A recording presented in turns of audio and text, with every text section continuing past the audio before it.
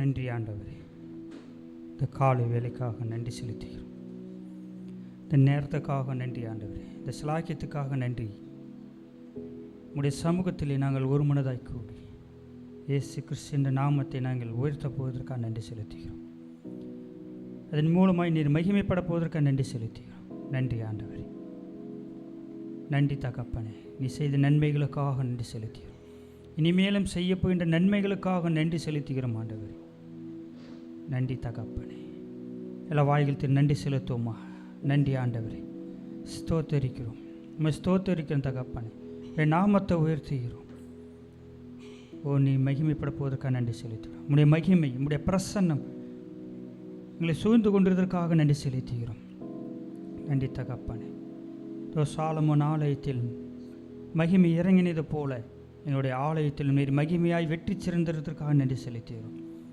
நீர் எங்கள் வெற்றி வேந்தன், எங்கள் ஜெய வேந்தனாக இருக்கிறதுக்காக நன்றி செலுத்துகிறோம். நன்றி தகப்பனே. அப்படியே நாம் நன்றி கலந்த உள்ளத்தோடு நாம் இருந்த இடத்திலிருந்து அப்படியே எழுந்து நிற்போம். இந்த பரிசுத்தமுள்ள தேவனை நோக்கி, இந்த வானத்தையும் பூமி சிருஷ்டித்த நம்முடைய தேவனை நோக்கி, நம்மை உண்டாக்கினவரை உருவாக்கினவரை அவரை உள்ளத்தின் ஆழத்திலிருந்து அவருடைய பிரசனத்தை உண்டவர்களாய் கண்களை மூடி தலைகளை தாழ்த்தி கரங்களை உயர்த்தி ஜெபம் பண்ணுவோம். எங்கள் நல்ல ஆண்டவரே, ஸ்தோத்திரிக்கிறோம், துதிக்கிறோம், ஆராதிக்கிறோம். பிதா குமாரன் பரிசுத்த ஆவியாகிய திரிய தேவனுக்கு இந்த கால வேளையில் நன்றிகளை ஏற்கணும் தகப்பனே. நீர் எங்களை உள்ளங்கையில் வரைந்தவரும், தாயின் கருவிலை தோன்றும் முன்னே முன்குறித்தவரும், இந்த உலக தோற்றத்துக்கு முன்னே நீர் எங்களை தெரிந்து கொண்டவருமா இருக்கிறதுக்காக நன்றி செலுத்துகிறோம். நீர் எங்களை நன்மை செய்யும்படியாக நீர் எங்களை தெரிந்து கொண்டதற்காக நன்றி செலுத்துகிறோம். நீர் எங்களுக்கு விடுதலை தந்ததற்காக நன்றி ஆண்டவர். சிலுவின் மூலமாய் ஆண்டவர் நம்முடைய சிலுவின் நேலண்டிலே நீர் எங்களை ஆண்டவர் இருக்க செய்ததற்காக நன்றி செலுத்துகிறோம். நன்றி தகப்பனே. எங்களை சிலுவை சுமந்து தீர்த்து எங்கள் தேவனாக இருக்கிற நன்றி செலுத்துகிறோம். எங்களின் சாபங்களையும் நோய்களையும் பேய்களையும் சுமந்து தீர்த்து எங்கள் தேவனாக இருக்காக நன்றி செலுத்துகிறோம். நீ எங்களை பாதுகாவலராக இருக்கிறதுக்காக நன்றி ஆண்டவர். நீ எங்களை போக்கிலும் வரத்தலுமாய் நீ எங்கள் கூடவே இருந்து ஆண்டவர் எங்களை வழிநடத்திருக்க தேவனாக இருக்க நன்றி செலுத்துவோம். அனுதினம் எங்களுக்கு தேவையான ஆலோசனையை தந்து அதன்படி நடக்க நம்முடைய வார்த்தையின் மூலமாக நீ எங்களுக்கு பேசுகிற தேவனாக நன்றி செலுத்துகிறோம். நீ எங்களை காண்கிறவர், நீ எங்களை வழிநடத்துகிறவர், நீ எங்களை போஷிக்கிறவர். எங்களுக்கு இன்னது தேவை என்று நீர் முன்னமே அறிந்து அதை நீர் எங்களுக்கு சந்திக்கிற தேவனாக இருக்க நன்றி செலுத்துகிறோம். நன்றி தகப்பனே.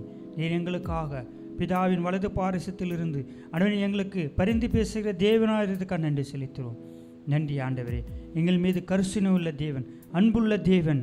நீர் அன்பு நிறைந்தவர், நீர் இரக்கம் நிறைந்தவர், நீர் தயவு நிறைந்தவர். எல்லா வாயில் தந்து சொல்லுவோமா? உடைய கிருபை பெரியது ஆண்டவரே, உடைய தயவு பெரியது ஆண்டவரே. உம்முடைய இரக்கம் பெரியது. அதற்காக நன்றி செலுத்தி வந்த கப்பனே. நீ எங்கள் மீது மனதுருக்கமாக இருந்து எங்கள் மீது கண்ணின் மணியை போல நீ எங்களை காத்து வருகிற தேவனாக அதுக்காக நன்றி செலுத்துகிறோம். நன்றி ஆண்டவரே. நன்றி தகப்பனே. தேவன் இம்மானுவேலர், எங்கள் கூடவே இருக்கிறவர், எபினேசர், உதவி செய்கிற தேவனாக அதுக்காக நன்றி செலுத்துகிறோம். யெகோவா ஈராயிருந்து உங்களுடைய தேவைகள் எல்லாம் இன்றைக்கு மாத்திரமல்ல என்றென்றைக்கும் வாழ்நாள் முழுதும் ஆண்டவரை நீ சந்தித்து வருகிற தேவனாக இருக்கிறதுக்காக நன்றி செலுத்துகிறோம். நன்றி தகப்பனே. யெகோவா நிசியாக இருந்து வெற்றியும் ஜெயத்தையும் வாழ்நாள் முழுதும் நீ எங்களுக்கு தருகிற தேவனாக இருக்கிறதுக்காக நன்றி ஆண்டவரே. நன்றி தகப்பனே. யெகோவா ராஃபா இருந்து சுகத்தையும் ஆரோக்கியத்தையும் நீ எங்களுக்கு ஆண்டவரே உச்சந்தலைமை உள்ளங்கால் வரை நீ எங்களுக்கு தந்ததற்காக நன்றி செலுத்துவோம். நன்றி தகப்பனே. இந்த காலை வேளையிலே நாங்கள் கூடியிருப்பது ஆண்டவரே உமக்கு நலமாக இருப்பதாக, உமக்கு பிரியமாக இருப்பதாக ஆண்டவரே. இங்கே ஏறெடுக்கப்படுகிற ஜெபங்கள், துதிகள், ஆராதனைகள், உடைய வார்த்தைகள் எல்லாம் சுகந்த வாசனையாக உடைய சமூகத்தில் வந்து எட்டும்படியாக பரிசுத்த ஆவியான தாமே நீர் ஒவ்வொரு உள்ளங்களையும் நீர் தொடுவீராக. வந்த ஒவ்வொருவரும் இயேசு கிறிஸ்து நாமத்தினாலே நாங்கள் ஆசீர்வதிக்கிறோம். அவர்கள் ஆசீர்வாதத்தை பெற்றுக்கொண்டவர்களாய் சுதந்திரத்துக் கொள்ளவர்களாய் கடந்து செல்வார்களாக. நன்றி தகப்பனே. இன்னும் ஆண்டவரை ஆராதிக்கும் போது துதிக்கும் போது உடைய சுவிசேஷ வல்லமை, உடைய சுகமளிக்கிற வல்லமை, தேவைகளை சந்திக்கிற வல்லமை ஒவ்வொரு உள்ளங்களையும் தொடப்போவதற்காக நன்றி செலுத்துகிறோம். வந்தது நல்லது என்று சொல்லத்தக்கதாக பரிசுத்த ஆவியான தாமே ஒவ்வொரு உள்ளங்களிலும் நீர் இடைப்படுவீராக. நீர் பேசுவீராக. இந்த நாளிலே கொடுக்கப்படுகின்ற வார்த்தை ஆண்டவரே தாசரை மறைத்து நீர் இடைப்படுவீராக, நீர் பேசுவீராக. கேட்கத்தக்கதான எங்கள் செவியெல்லாம் நீர் திறந்தறிவிழா தகப்பனே. ஆண்டவரை போதிக்கப்படுகின்ற ஒவ்வொரு வார்த்தைகளும் அதை எங்கள் காதுகளினாலே கேட்டு ஆண்டவர் எங்கள் உள்ளங்களிலே இருதயமாக சதையாக பலகிலே அதை பதியத்தக்கதாக ஆண்டவர் எங்களுக்கு வாழ்க்கைக்கு பிரயோஜனப்படத்தக்கதாக இந்த வார்த்தை இந்த நாளில் இருக்க போவதற்காக நன்றி செலுத்தோம். நன்றி ஆண்டவரே. பெத்தேல் ஐக்கிய சபை கூட ஒரு ஒப்பு கொடுக்கிறது தகப்பனே. நீர் சபையில் நடக்கிறதான ஒவ்வொரு ஊழியங்களும் நீர் ஆசீர்வதிப்பராக, அங்கீகரிப்பராக, பெருக செய்வராக தகப்பனே. இன்னும் அநேக ஆத்துமாக்கள் நீங்கள் வந்து சென்றடைய ஆண்டவரை வந்து சேர்ந்தடைய நீ பரிசுத்த ஆவினார் தாமே நீ உதவி புரிந்த போவதற்காக நன்றி செலுத்துகிறோம். நன்றி ஆண்டவரே, நன்றி செலுத்தினோம். அந்த ஊழியத்தை தாங்கிறத நடத்துகிற அந்த தாசரை கருத்தில் ஒப்புக் கொடுக்கிறேன். நீர் தாமே அவரையும் குடும்பங்களையும் ஆசீர்வதிப்பராக, அங்கீகரிப்பராக, பெருக செய்வீராக. இப்படியா செய்வ தயவுக்காக நன்றி செலுத்துகிறோம். இயேசு கிறிஸ்து மூலமாக ஜெபிக்கிறோம் எங்களுடைய ஜீவன் நல்ல பிதாவே. ஆமென், ஆமென். அமர்வோம். தொடர்ந்து கர்த்தரின் ஆராதனைக்குள்ளே கடந்து செல்வோம். கர்த்தர் உங்கள் ஒவ்வொருவரையும் ஆசீர்வதிப்பராக. நீங்கள் ஆசீர்வாதமாய் இருப்பீர்கள். அல்லேலூயா.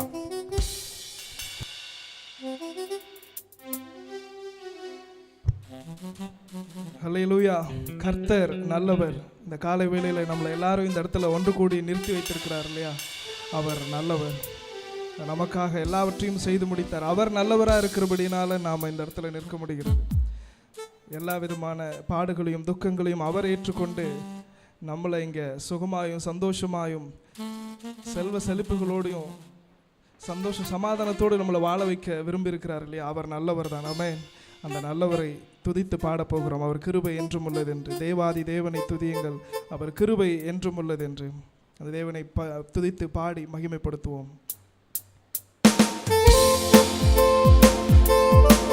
எல்லாரும் சந்தோஷமா மகிழ்ந்து பாடி புகழ்ந்து பாடி எல்லாரும் சேர்ந்து பாடி ஆண்டவரை ஆராதிப்போமா?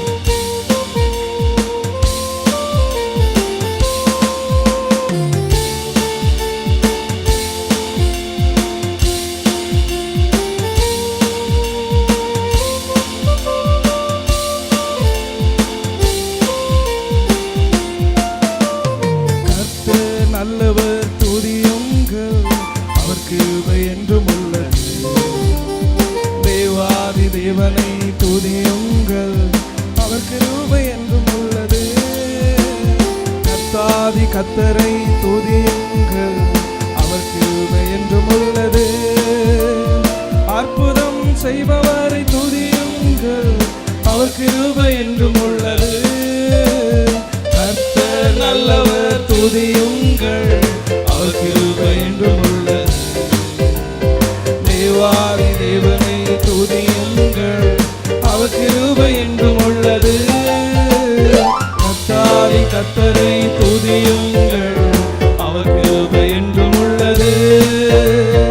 அற்புதம் செய்பவரை துதியுங்கள், அவர் கிருபை என்றும் உள்ளது.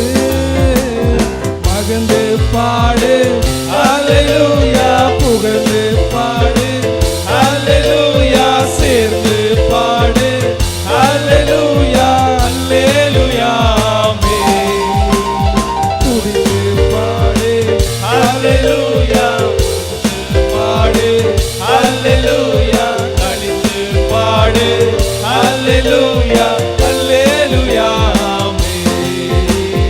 மகிழ்ந்து பாடு அல்லேலூயா, புகழ்ந்து பாடு அல்லேலூயா, சேர்ந்து பாடு அல்லேலூயா, அல்லேலூயா. போற்றி பாடு அல்லேலூயா, துதித்து பாடு அல்லேலூயா, கழித்து பாடு அல்லேலூயா, அல்லேலூயா. Hallelujah, hallelujah, hallelujah, hallelujah, hallelujah, hallelujah. Hallelujah, hallelujah, hallelujah, hallelujah, hallelujah, hallelujah. Hallelujah, hallelujah, hallelujah, hallelujah, hallelujah, hallelujah. Hallelujah, hallelujah, hallelujah, hallelujah, hallelujah, hallelujah. Hallelujah, hallelujah, hallelujah, hallelujah, hallelujah, hallelujah. Hallelujah, hallelujah, hallelujah.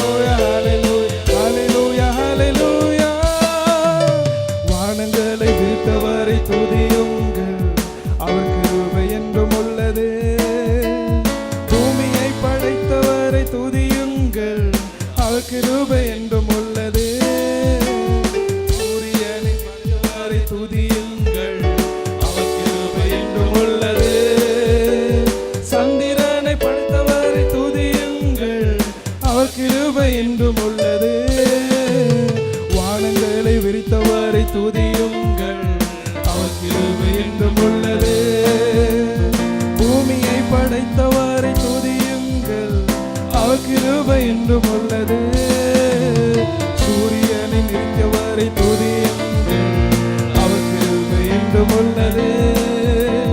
சந்திரனை படைத்தவரை துதியுங்கள், அவர் கிருபை என்றும் உள்ளது. மகிழ்ந்து பாடு அல்லேலூயா, புகழ்ந்து பாடு அல்லேலூயா, சேர்ந்து பாடு அல்லேலூயா, அல்லேலூயா. போற்றி பாடு அல்லேலூயா, துதித்து பாடு அல்லேலூயா, கலித்து பாடு அல்லேலூயா, அல்லேலூயா. மகிழ்ந்து மகிழ்ந்து பாடு அல்லேலூயா, புகழ்ந்து பாடு அல்லேலூயா, சேர்ந்து பாடு அல்லேலூயா, அல்லேலூயா. போற்றி பாடு அல்லேலூயா, துதித்து பாடு அல்லேலூயா, கழித்து பாடு அல்லேலூயா, அல்லேலூயா. Hallelujah, hallelujah, hallelujah, hallelujah, hallelujah, hallelujah. Hallelujah, hallelujah, hallelujah, hallelujah, hallelujah, hallelujah. Hallelujah, hallelujah, hallelujah, hallelujah, hallelujah, hallelujah. Hallelujah, hallelujah, hallelujah, hallelujah, hallelujah, hallelujah. Hallelujah, hallelujah, hallelujah, hallelujah, hallelujah. Hallelujah, hallelujah, hallelujah, hallelujah, hallelujah. கர்த்தர் நல்லவர், துதியுங்கள், அவர் கிருபை என்றும் உள்ளது. தேவாதி தேவனை துதியுங்கள், அவர் கிருபை என்றும் உள்ளது. கர்த்தாதி கர்த்தரை துதியுங்கள், அவர் கிருபை என்றும் உள்ளது. அற்புதம் செய்பவரை துதியுங்கள், அவர் கிருபை என்றும் உள்ளது. கர்த்தர் நல்லவர், துதியுங்கள், அவர் கிருபை என்றும் உள்ளது. தேவாதி தேவனை துதியுங்கள், அவர் கிருபை என்றும் உள்ளது. கர்த்தாதி கர்த்தரை துதியுங்கள், அவர் கிருபை என்றும் உள்ளது. அற்புதம் செய்பவரை துதியுங்கள், அவர் கிருபை என்றும் உள்ளது. மகிழ்ந்து பாடு அல்லேலூயா, புகழ்ந்து பாடு அல்லேலூயா, சேர்ந்து பாடு அல்லேலூயா, அல்லேலூயா. போற்றி பாடு அல்லேலூயா, துதித்து பாடு அல்லேலூயா, கலித்து பாடு அல்லேலூயா, அல்லேலூயா. Hallelujah, hallelujah, hallelujah, hallelujah, hallelujah, hallelujah. Hallelujah, hallelujah, hallelujah, hallelujah, hallelujah, hallelujah. Hallelujah, hallelujah, hallelujah, hallelujah, hallelujah, hallelujah. அல்லேலூயா. கர்த்தர் நல்லவர். ஆமென்.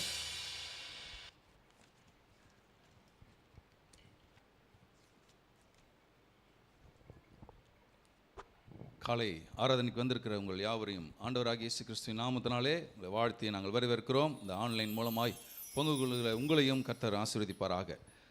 ஆண்டவர் என்றைக்குமே நமக்கு ஜெயம் கொடுக்குற ஆண்டவர். ஆமென். என்றைக்குமே எந்நாளும் என்னுடைய மூச்சு நிற்கிற வரைக்கும், என்னுடைய மரணமானாலும் ஆண்டவருடைய வருகை வரைக்கும், நான் பூமிக்குரிய வாழ்க்கையில் நான் வாழும் பொழுது எல்லா நாளும் எனக்கு வெற்றியை தருகிற ஆண்டவர். ஆனால் எப்படி தருவார்ன்றதை தான் நாம் என்ன பண்ணணும், அறிந்து கொள்ள வேண்டும். அதுதான் வேதம், அதுதான் இறையியல், அதான் இறையியல் சார்ந்த போதனைகள். அதில் சரியாய் நாம் புரிந்து கொள்ளுவோமே ஆனால் தேவன் எனக்கு வெற்றி கொடுத்திருக்கிறார்ன்றதை நம்ம நிச்சயமாக அறிந்து கொள்ள முடியும். அதுதான் நம்முடைய முன்னோர்கள். கோலியாத்துக்கு முன்னாடி தாவீது நிற்கும் பொழுது அங்கே தேவனை தான் கண்டார், கோலியாத்தை பார்க்கல. கரெக்டு தானே? கோலியாத்தை பார்த்துருந்தாருன்னா கண்டிப்பாக அவர் ஓடி தான் இருப்பார். ஆனால் கோலியாத்தை பார்க்கல. கோலியாத்தை விட நம்முடைய ஆண்டவர் பெரியவர் என்பதை பார்த்தார். சாத்ராக் மேஷாக் ஆபேத்நேகோ 7 மடங்கு அக்னி ஜுவாலியில் உள்ளே போடுறாங்க. ஆனால் அந்த இடத்துல அக்னியை பார்க்கல, அவங்க யாரை பார்த்தாங்க? அக்னியின் மத்தியில் பரிசுத்த ஆவியானவர் உலாவி வருவதை வெளியில் இருக்கிற ஜனங்கள் பார்த்தார்கள். அதான் தேவனுடைய அற்புதமான காரியம். அதனால தான் எல்லா சூழ்நிலையின் மத்தியிலும் நான் பார்க்க வேண்டியது என்னுடைய சூழ்நிலை அல்ல, சூழ்நிலை காட்டிலும் என் தேவன் பெரியவர் என்றதை நாம் காண வேண்டும். அல்லேலூயா. எல்லாம் எழுந்து நின்று ஜெயம் கொடுக்கும் தேவனுக்கு கோடி கோடி ஸ்தோத்திரம். வாழ்வழிக்கும் இயேசு ராஜாவுக்கு வாழ்நாள் எல்லாம் ஸ்தோத்திரம். அல்லேலூயா. ஒவ்வொரு நாளும் ஒவ்வொரு நொடி பொழுதும் ஆண்டவருக்கு நம்ம நன்றி செலுத்த நம்ம கடமைப்பட்டிருக்கிறோம். இன்றைக்கு காலையில் வரைக்கும் இங்க வர வரைக்கும் தேவன் நம்மளுக்கு வெற்றியும் ஜெயத்தையும் கொடுத்திருக்கிறார். அல்லேலூயா.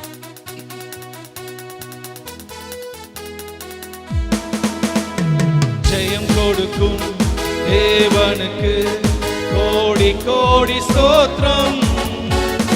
வாழ்வளிக்கும் இயேசு ராஜாவுக்கு வாழ்நாள் எல்லாம் ஸ்தோத்திரம். ஜெயம் கொடுக்கும் தேவனுக்கு கோடி கோடி ஸ்தோத்திரம். வாழ்வளிக்கும் இயேசு ராஜாவுக்கு வாழ்நாள் எல்லாம் ஸ்தோத்திரம். ஜெயம் கொடுக்கும் தேவனுக்கு கோடி கோடி ஸ்தோத்திரம். வாழ்வளிக்கும் இயேசு ராஜாவுக்கு வாழ்நாள் எல்லாம் ஸ்தோத்திரம். அல்லேலூயா அல்லேலூயா பாடுவேன், ஆனந்த துனியால் உயர்த்துவேன். அல்லேலூயா அல்லேலூயா பாடுவேன், ஆனந்த துனியால் உயர்த்துவேன். ஜெயம் கொடுக்கும் தேவனுக்கு கோடி கோடி ஸ்தோத்திரம். வாழ்வளிக்கும் இயேசு ராஜாவுக்கு வாழ்நாள் எல்லாம் ஸ்தோத்திரம். நீதியின் கரத்தினார் தாங்கி நடத்தினார். நீதியின் கரத்தினார் தாங்கி நடத்தினார். கர்த்தரே என் பலன், எதற்குமே அஞ்சினே. கர்த்தரே என் பலன், எதற்குமே அஞ்சினே. ஜெயம் கொடுக்கும் தேவனுக்கு கோடி கோடி ஸ்தோத்திரம். வாழ்வளிக்கும் இயேசு ராஜாவுக்கு வாழ்நாள் எல்லாம் ஸ்தோத்திரம். ஜெயம் கொடுக்கும் தேவனுக்கு கோடி கோடி ஸ்தோத்திரம். வாழ்வளிக்கும் இயேசு ராஜாவுக்கு வாழ்நாள் எல்லாம் ஸ்தோத்திரம். அற்புதம் செய்பவர், அகிலம் படைத்தவர். அற்புதம் செய்பவர், அகிலம் படைத்தவர். யுத்தத்தில் வல்லவர், மீட்பர் ஜெயிக்கிறார். யுத்தத்தில் வல்லவர், மீட்பர் ஜெயிக்கிறார். ஜெயம் கொடுக்கும் தேவனுக்கு கோடி கோடி ஸ்தோத்திரம். வாழ்வளிக்கும் இயேசு ராஜாவுக்கு வாழ்நாள் எல்லாம் ஸ்தோத்திரம். அல்லேலூயா. ஜெயம் கொடுக்கும் தேவனுக்கு கோடி கோடி ஸ்தோத்திரம். வாழ்வளிக்கும் இயேசு ராஜாவுக்கு வாழ்நாள் எல்லாம் ஸ்தோத்திரம். அல்லேலூயா அல்லேலூயா பாடுவேன், ஆனந்த துனியால் உயர்த்துவேன். அல்லேலூயா அல்லேலூயா பாடுவேன், ஆனந்த துனியால் உயர்த்துவேன். ஜெயம் கொடுக்கும் தேவனுக்கு கோடி கோடி ஸ்தோத்திரம். வாழ்வளிக்கும் இயேசு ராஜாவுக்கு வாழ்நாள் எல்லாம் ஸ்தோத்திரம். உண்மை தேவனே, உருக்கம் நிறைந்தவர். உண்மை தேவனே, உருக்கம் நிறைந்தவர். உன்னை காப்பவர் உறங்குவதில்லையே. உன்னை காப்பவர் உறங்குவதில்லையே. தேவனுக்கு கோடி கோடி ஸ்தோத்திரம். வாழ்வளிக்கும் இயேசு ராஜாவுக்கு வாழ்நாளெல்லாம் ஸ்தோத்திரம். ஜெயம் கொடுக்கும் தேவனுக்கு கோடி கோடி ஸ்தோத்திரம். வாழ்வளிக்கும் இயேசு ராஜாவுக்கு வாழ்நாளெல்லாம் ஸ்தோத்திரம். அல்லேலூயா அல்லேலூயா பாடுவேன் ஆனந்த தொனியா உயர்த்துவேன். அல்லேலூயா பாடுவேன் ஆனந்த தொனியால் உயர்த்துவேன். ஜெயம் கொடுக்கும் தேவனுக்கு கோடி கோடி ஸ்தோத்திரம்.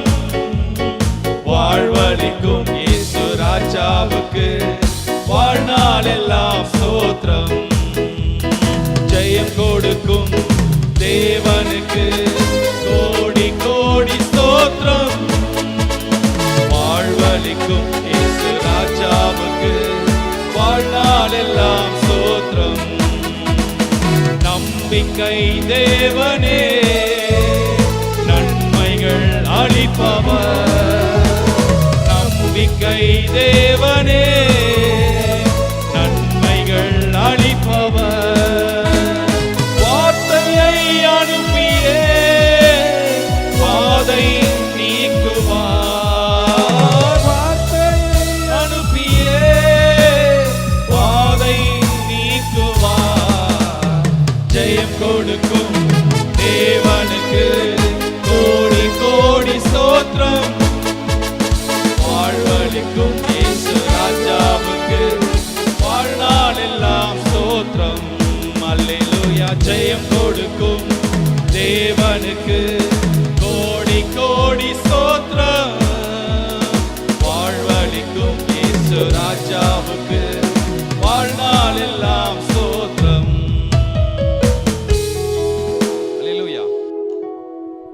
பாருங்க, பழைய ஏற்பாடு நாட்களில் பழைய உடன்படிக்கையில் ஒரு வெற்றி பெறுவதற்கு முன்பதாக தேவனை முன் வைத்தார்கள். இன்றைக்கு நீங்களும் நானும் புதிய உடன்படிக்கையில் இயேசுவை முன்பு வைக்கிறோம். ஏனென்றால் எல்லாவற்றையும் செய்து முடித்தவர். ஆமென். கல்வாரி சிலுவையில் எல்லாவற்றையும் செய்து எல்லாவற்றுக்கும் ஒரு முற்றுப்புள்ளியை கர்த்தர் என்ன பண்ணியிருக்காரு, வைத்திருக்கிறார். அதனால தான் சொல்கிறோம், நிச்சயமாக எனக்கு ஜெயம் உண்டு. அல்லேலூயா. ஏதோ பாடும்போது ஜெயம் உண்டாகுன்றதில்ல, பாடுவதற்கு முன்பதாகவே ஜெய கிறிஸ்து யாருன்றதை நான் அறிந்திருக்கிறபடினாலே. அதனால தான் பாருங்கள், பாடும்போது எப்படி பாடணும். இப்போது பாக்ஸிங்கில் 15 ரவுண்டு, பாக்ஸிங்கில் 15 ரவுண்ட், அந்த டோர்னமெண்ட்டில் 15 ரவுண்ட், 15 ரவுண்டு வரைக்கும் நீங்கள் ஸ்டாமினா இருந்து நீங்கள் என்ன பண்ணணும், அங்கே வெற்றி பெறுறது தான் அங்கே அதோடைய ரூல். இப்போ கல்வாரி சிலுவை மூலமாக ஆண்டவர் நீங்கள் தான் ஜெயிக்கிறீங்கன்னு டிக்ளேரே பண்ணிட்டார். அப்போ அந்த மேட்ச் எப்படி இருக்கும்? அந்த மேட்ச் எப்படி இருக்கும்? ரொம்ப லகுவாக இருக்கும். பார்த்துருக்கீங்களா? எல்லா இடத்துலையும் ப்ரெஷர் பாருங்கள். ஒரு பால் 6 ரன் இருக்கிறதுக்கும், ஒரு பால் 6 ரன் இருக்கிறதுக்கும், 6 பால் 1 ரன் இருக்கிற வித்தியாசம் இருக்குது. எது ப்ரெஷர் அதிகம்? ஒரு பால் 6 ரன் இருக்கும்போது ப்ரெஷர். அதுதான் கல்வாரி சிலுவையில் ஆண்டவர் எனக்கு எல்லாவற்றையும் செய்து முடித்துறாருன்றதை நான் எப்போ என்னுடைய விசுவாசத்தில் என்னுடைய அறிவில் நான் பெற்றுக்கொள்கிறேனோ அப்பொழுதுதான் எனக்கு ஜெயத்தை நிச்சயமாக ஆண்டவர் தருவார்ன்றதை, தந்திருக்கிறார் என்பதை நான் அதிகமாக என்ன பண்ண முடியும், அனுபவிக்க முடியும். அதனால தான் நம்பிக்கை தேவனே நன்மைகள் அளிப்பவர், வார்த்தையை அனுப்பியே வாதையை நீக்குவார். ஆண்டவர் வார்த்தையை அனுப்பி எனக்கு வாழ்க்கையில் இருக்கிற எல்லா வாதையும் நீக்குகிற ஆண்டவர். அதனால தான் அந்த பூமிக்குரிய வாழ்க்கையில் நமக்கு வாக்குத்தத்தங்கள் தேவை. அந்த வாக்குத்தத்தம் யார் கொடுத்தா? தேவன் தான் கொடுத்துருக்கிறார். தேவன் தான் கொடுத்துருக்கிறார். அதை நிறைவேற்றுகிறவரும் அவர் தான். அப்போ அவர் உண்மை உள்ளவராக இருக்கிறார்னு வரும்போது நான் விசுவாசிக்கிறதா எனக்கு கஷ்டம். யோசிச்சு பாருங்கள். அப்போ எனக்குள்ளாக அந்த தேவனை அறிகிற அறிவு, புரிந்து கொள்ளுதல் எனக்குள்ளாக தெளிவாக இருக்கும். ஏனால் நிச்சயமாக என் வாழ்க்கையில் எப்பேற்பட்ட சூழ்நிலையை நான் மேற்கொள்ளி கீழ்ப்படுத்தி ஆண்டு கொள்ள முடியும் என்ற அந்த உணர்வு உங்களை வெற்றியின் பாதைக்குள்ளாக கொண்டு போகும். அல்லேலூயா. படம் மறுபடியும், நம்பிக்கை தேவனே நன்மை அளிப்பவர், வார்த்தை அனுப்பியே வாதை நீக்குவார். வார்த்தை அனுப்பி வாழ்க்கையில் இருக்கக்கூடிய எல்லா வாதையும் நீக்கக்கூடிய ஆண்டவர். ஆமென். அதனால ஒரு உற்சாகமாக நாம் பாடுவோம்.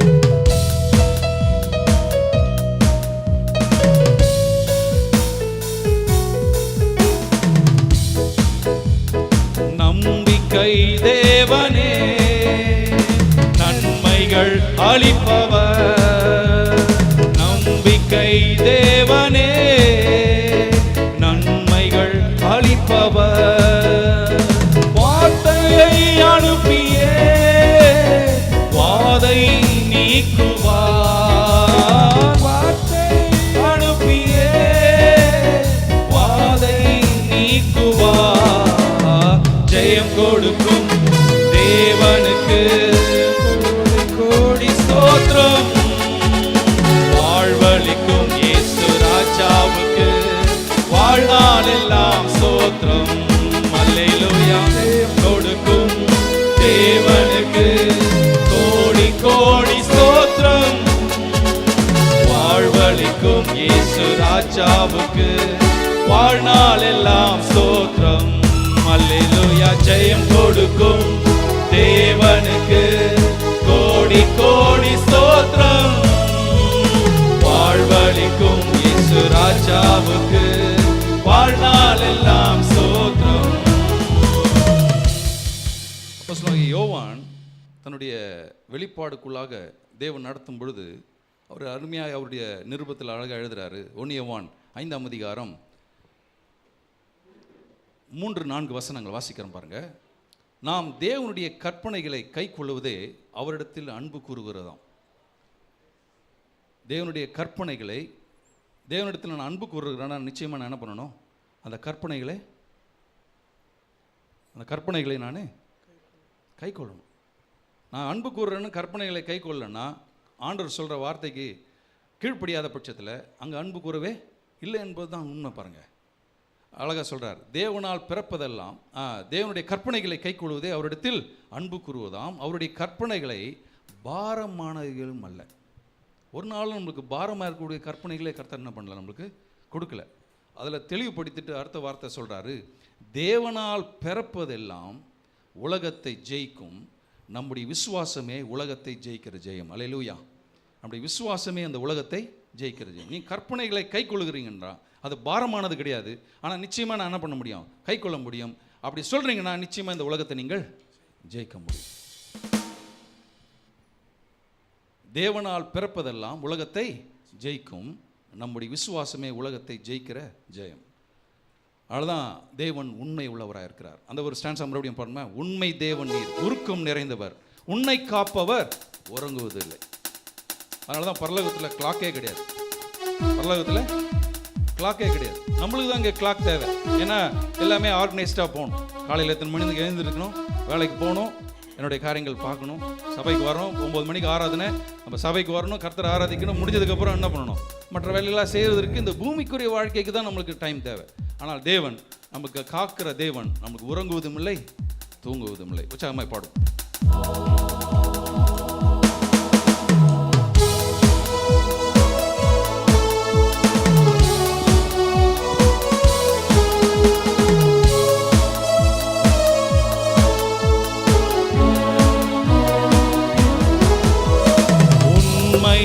தேவன் நீ ஒருக்கம் நிறைந்தவர், உண்மை தேவன் நீ ஒருக்கம் நிறைந்தவர், உன்னை காப்பவர் உறங்குவதில்லையே, என்னை காப்பவர் உறங்குவதில்லையே.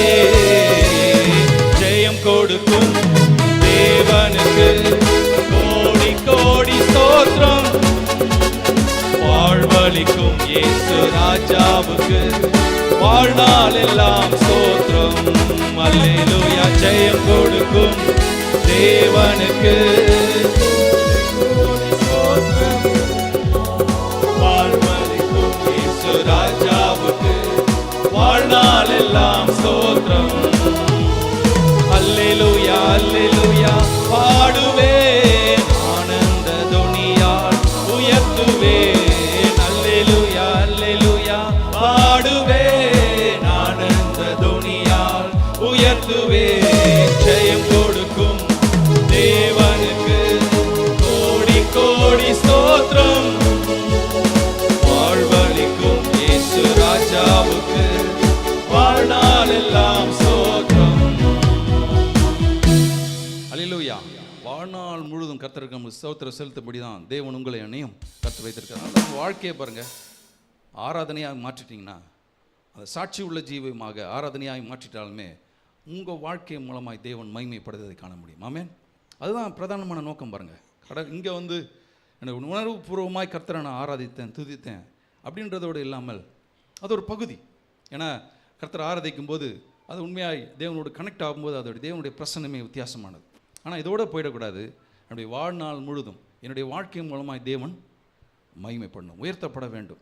ஸோ அந்த எண்ணம், அந்த சிந்தை எனக்கு பெரிய ஒரு ஆராதனையை மாற்றும். அதெல்லாம் அந்த அடுத்த பாடல் சொல்கிறது, எந்தன் கண்மலை யானவரே, எங்களை காக்கும் கர்த்தர் நீரே, வல்லமை மாட்சிமை நிறைந்தவரே, மகிமைக்கு நீர் பாத்திரரே, எந்தன் பலவீன நேரங்களில் உம்முடைய கிருபை எனக்கு தந்தீர், இயேசு ராஜாயின் பலனானீர், எனக்கு எதற்குமே பயமில்லை. அப்படி ஆராதனை செலுத்தி கர்த்தரை மகிமைப்படுத்தி நாம் பாடுவோம்.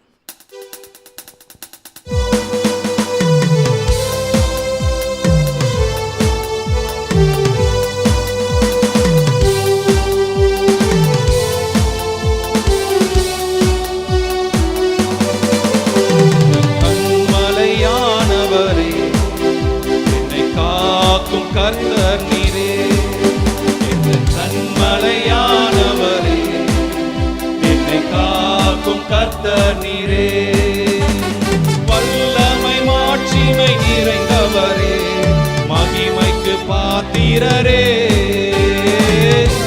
வல்லமை மாட்சிமை நிறைந்தவரே, மகிமைக்கு பாத்திரரே, ஆராதனை உமக்கே, ஆராதனை உமக்கே, ஆராதனை உமக்கே, ஆராதனை உமக்கே, ஆராதனை உமக்கே, ஆராதனை உமக்கே, ஆராதனை உமக்கே, ஆராதனை உமக்கே, உந்தன் சிறகுகளின் நிழலில்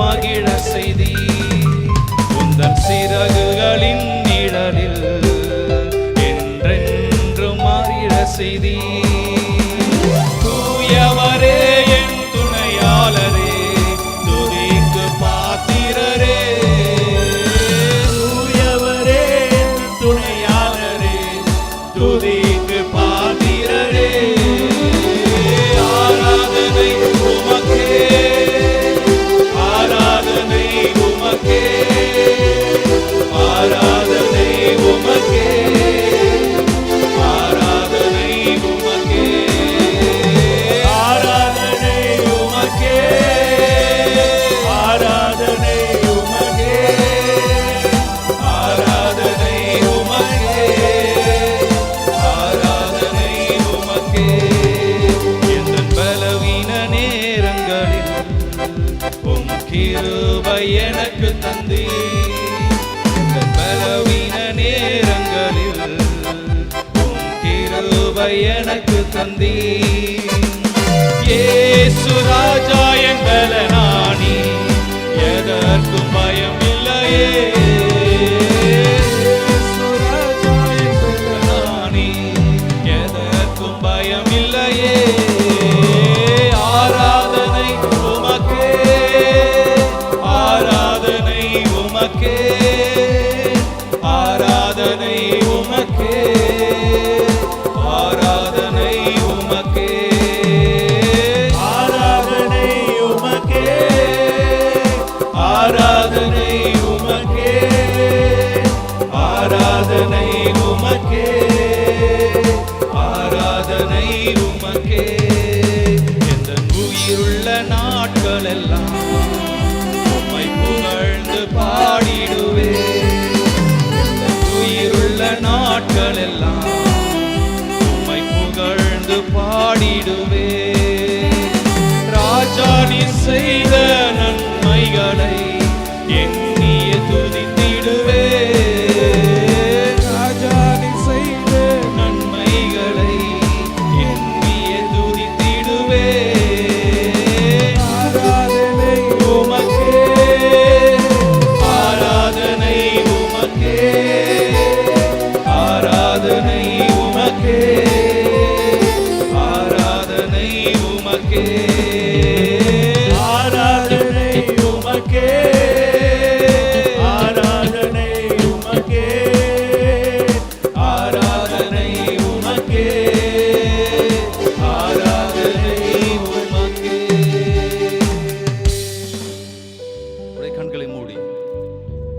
நம்முடைய ஆவி ஆத்மா சரீரத்தை கர்த்தருக்கு நேராக நம்மை தாழ்த்தினவர்களாக.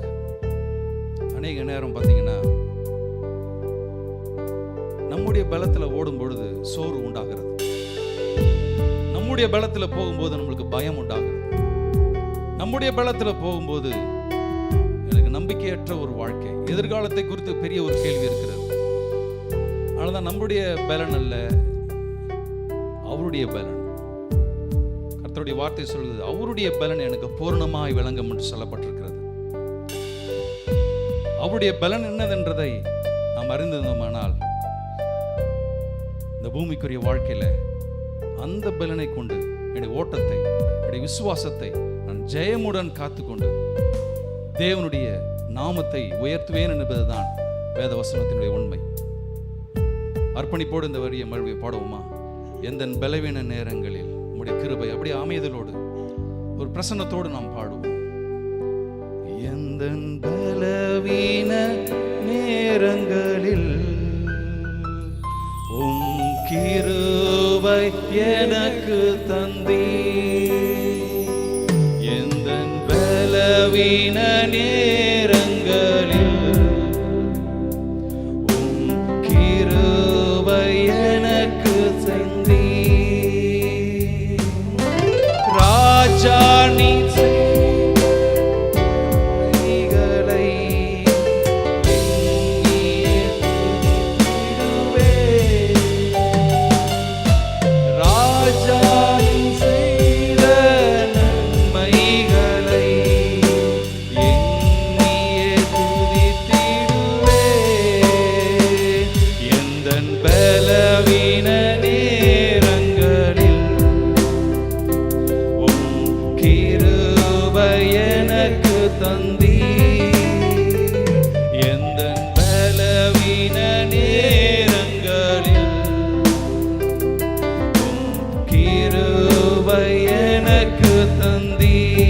ராஜா என் பலனானி, இயேசு ராஜா என் பலனானி, எதற்கும் பயம் இல்லையே.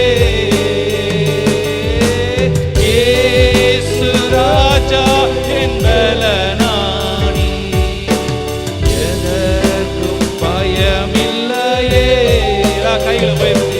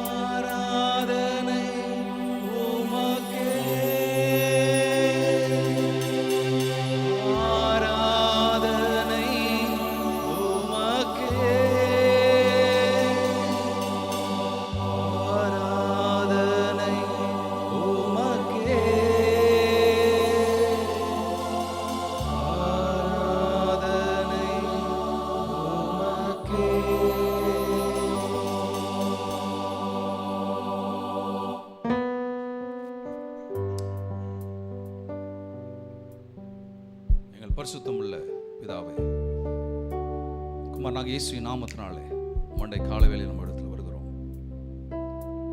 கர்த்தர் நீர் நல்லவர், இன்றைக்குமே துதிக்கு பாத்திரர், உயர்த்தப்படத்தக்கவர், ஒருவரும் சேரக்கூடாத ஒளியிலே வாசம் பண்ணுகிறவர், எங்கும் வியாபித்திருக்கிற தேவன், எங்கும் நிறைந்திருக்கிற ஆண்டவர். இன்றைக்கு ஒரு கிறிஸ்துவுக்குள் ஒரு ஐக்கியமாக ஏக சிந்தையோடு ஏக மனதோடு கர்த்தரை நாங்கள் ஆராதித்திருக்கிறோம். தேவனுடைய நாமம் இங்கே உயர்த்தப்பட்டிருக்கிறது. அவருக்கு மாத்திரமே எல்லாம் துதியும் கனமும் நாங்கள் ஏறெடுக்கிறோம். தேவனுடைய பிரசன்னம், தேவனுடைய சமூகம் எங்களோடு இருக்கிறதுக்காக ஸ்தோத்திரம். எங்கள் வாழ்க்கையில் இருக்கக்கூடிய குறைகளை, எங்களுக்கு தேவையான சுகத்தை, பலத்தை, ஆரோக்கியத்தை, சந்தோஷத்தை, சமாதானத்தை எங்களுக்கு பெருக பண்ணுகிற ஆண்டவர், நிலைத்திருக்கும்படி எங்களுக்கு உதவி செய்கிற ஆண்டவர், எங்களோடு இருக்கிற இதற்காக உமக்கு நன்றி செலுத்துகிறோம்.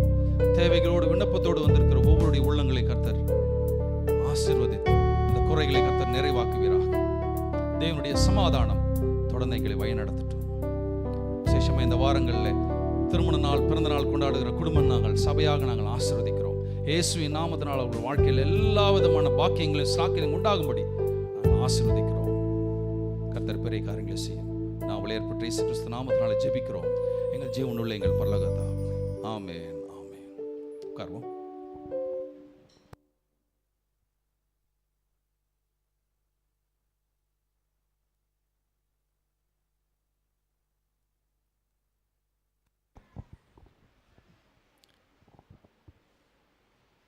கர்த்தருடைய பரிசுத்த நாமத்துக்கு ஸ்தோத்திரம். மனிதர்களை தேடிய மாமனிதர்கள் என்ற தலைப்பில் இந்த வாரம் நாம் பார்க்க போகிற மிஷனரி ஊழியரின் பெயர் ஸ்மித் வில்கில்ஸ்வர்த். பல வருடங்களுக்கு முன்பு ஒரு கன்வென்ஷன் கூட்டம் நடந்தது. ஆராதனை நடத்தியவர் பெயர்தான் ஸ்மித். அன்று அவர் செய்தியை பகிர்ந்து கொண்டிருந்தார். கூட்டம் முடிந்த பின் மக்கள் தங்கள் வீடுகளை நோக்கி நடக்கத் தொடங்கினர். சுமார் 15 பேர் தங்களுக்கு சுகம் பெற வேண்டி ஸ்மித்திடம் ஜெபிக்க முன்வந்தனர். அப்போது 2 கைகளிலும் ஊன்றுகோலுடன் நடக்க முடியாதவராய் ஒரு மனிதன் வந்தார். ஸ்மித் அந்த மனிதன் மேல் கைகளை வைத்து ஜெபிக்க ஆரம்பித்தார். திடீரென்று அந்த மனிதன் தன்னுடைய ஊன்றுகோல்களை எறிந்துவிட்டு துள்ளி குதித்தான். ஸ்மித்தால் அந்த நிகழ்ச்சியை நம்பவே முடியவில்லை. முதலாக தன்னிடமிருந்து ஒரு மாபெரும் வல்லமையானது செயல்படுவதை அவர் உணர்ந்தார். ஆண்டவர் அப்போதிலிருந்து ஸ்மித்தை பயன்படுத்த ஆரம்பித்தார். அதன் பிறகு அவர் ஊழியத்தில் ஏராளமான அற்புதங்கள் நடக்க தொடங்கின. உயிருக்கு போராடி கொண்டிருந்தவர்கள் எல்லாம் மீண்டும் புத்துணர்வுடன் செயல்பட தொடங்கினர். இவரின் அற்புதமாக்கும் வரம் உலகமெங்கும் காட்டுத்தீ போல் பரவ ஆரம்பித்தது. இங்கிலாந்து, அமெரிக்கா, நியூசிலாந்து போன்ற நாடுகளில் இவர் மூலம் பெரிய அசைவு ஏற்பட்டு ஜனங்கள் ஆத்துமாவில் இரட்சிப்பையும் தெய்வீக சுகத்தையும் பெற்றனர். இவர் கைகளில் எப்பொழுதும் எண்ணெய் பூசி ஜெபித்தவுடனே அவர்கள் சுகம் பெற்று விடுவார்கள். ஆதி அப்போஸ்தலர்கள் காலத்தில் நடந்தது போலவே மாபெரும் பணிகள் இவர் மூலம் நடக்க தொடங்கியது. இந்த மாபெரும் ஆத்தும ஆதாயகர் பள்ளிக்கே செல்லாதவர் என்பது நம்மை ஆச்சரியப்பட வைக்கிறது. ஒரு மனிதன் தேவனால் தெரிந்து கொள்ளப்பட்டார். ஆண்டவர் அவர் மூலம் அற்புதமாய் செயல்படுவார் என்பதற்கு ஸ்மித்தின் வாழ்வே ஒரு சாட்சி. இவரது வாழ்க்கையிலிருந்து நாம் கற்றுக்கொள்வது, தேவன் கொடுக்கும் மேன்மையானதை நாம் பெற விரும்பினால் அவர் நம்மை சந்திக்கும் வரை அமைதியாக வாக்குத்தத்தத்தில் காத்திருக்க வேண்டும். ஸ்மித்தை பயன்படுத்திய ஆண்டவர் நம்மையும் பயன்படுத்த வல்லவராயிருக்கிறார். உங்களை அவர் கையில் ஒப்பு கொடுத்து இந்த ஜெபத்தை என்னுடன் சேர்ந்து சொல்லுங்கள். ஆண்டவரே, நான் பெற்ற அற்புதங்களை அனைவருக்கும் அறிவித்து உந்தன் நாமத்தை மகிமைப்படுத்துவேன். ஆமென்.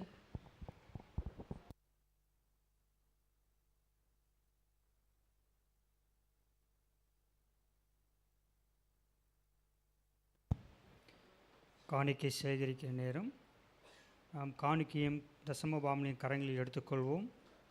நான் சொல்லுகின்ற இந்த அறிக்கையை என்னோடு கூட சேர்ந்து சொல்லி நாம் ஆண்டவருக்கென்று காணிக்கையை செலுத்துவோம். தேவனே, எல்லா நன்மைக்கும் என் வாழ்க்கையிலே ஊற்றுக்காரனராக இருக்கிறீர். ஐஸ்வர்யத்தை சம்பாதிக்க பலன் கொடுக்கிறவர் நீரே.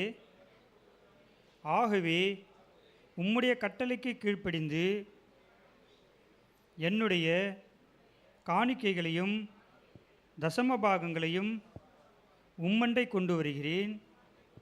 என்னுடைய ஆஸ்தியினாலே கனப்படுத்துகிறேன். நீர் வாக்கு பண்ணினபடியே வானத்தின் பலகணிகளை திறந்து இடம் கொள்ளாமல் போகும் மட்டும் என்னை ஆசிர்வதிக்கிறீர் என்று விசுவாசிக்கிறேன். என் காணிக்கையினாலே உம்மை கனப்படுத்துகிறேன். ஆமேன். காணிக்கை சேகரிக்கிற நேரம் நம்ம சபையின் அறிவிப்புகள் குறித்து வாசிக்க கேட்போம். ஒவ்வொரு ஞாயிறு காலை ஆராதனை 9 மணிக்கு நமது சபையில் ஆராதனை நடைபெறுகிறது.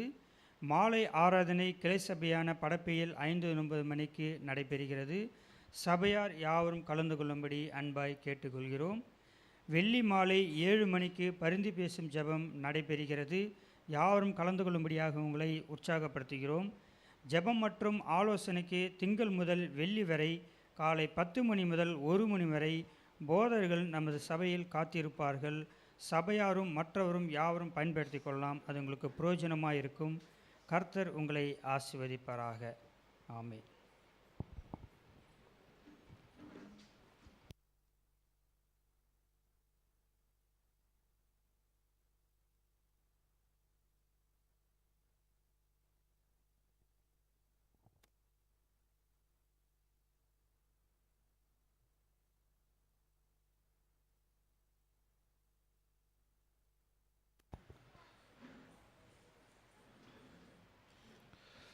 கர்த்தருடைய வார்த்தைக்கு நேரம் கடந்து செல்வோம். ஏசாயாக்கு எழுதின தீர்க்கதரிசன புத்தகம் 55ஆம் அதிகாரம் 7ஆம் வசனத்திலிருந்து 13ஆம் வசனம் வரைக்கும் நாம் மாறி மாறி வாசிப்போம்.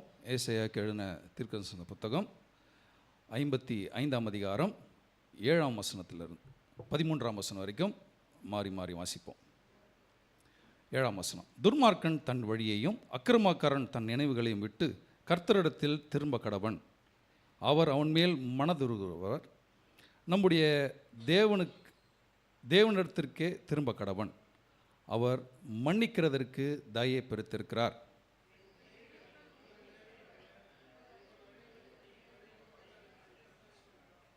ஒன்பதாம் வசனம். பூமியை பார்க்கிலும் வானங்கள் எப்படி உயர்ந்திருக்கிறதோ அப்படியே உங்கள் வழிகளை பார்க்கிலும் என் வழிகளும் உங்கள் நினைவுகளை பார்க்கிலும் என் நினைவுகளும் உயர்ந்தது இருக்கிறது.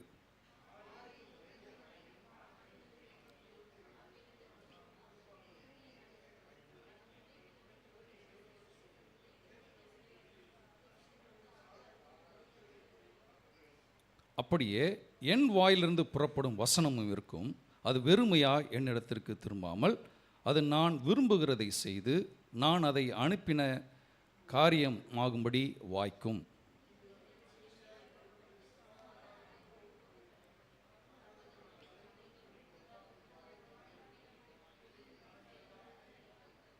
பதிமூன்றாம் வசனம் சேர்ந்து வாசிப்போம். முட்செடிக்கு பதிலாக தேவதாரு விருட்சம் முளைக்கும், காஞ்சோரிக்கு பதிலாக மிருது செடி எழும்பும்.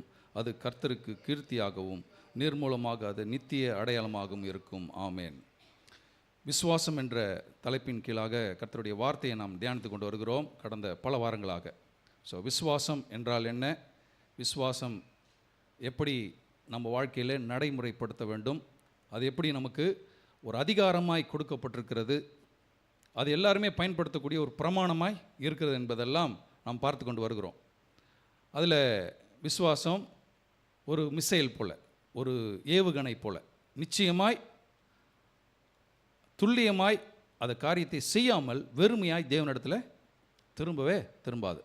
அப்போ அந்த மிசைல்ன்றது நாம் என்னன்னு புரிஞ்சுக்கலாம்.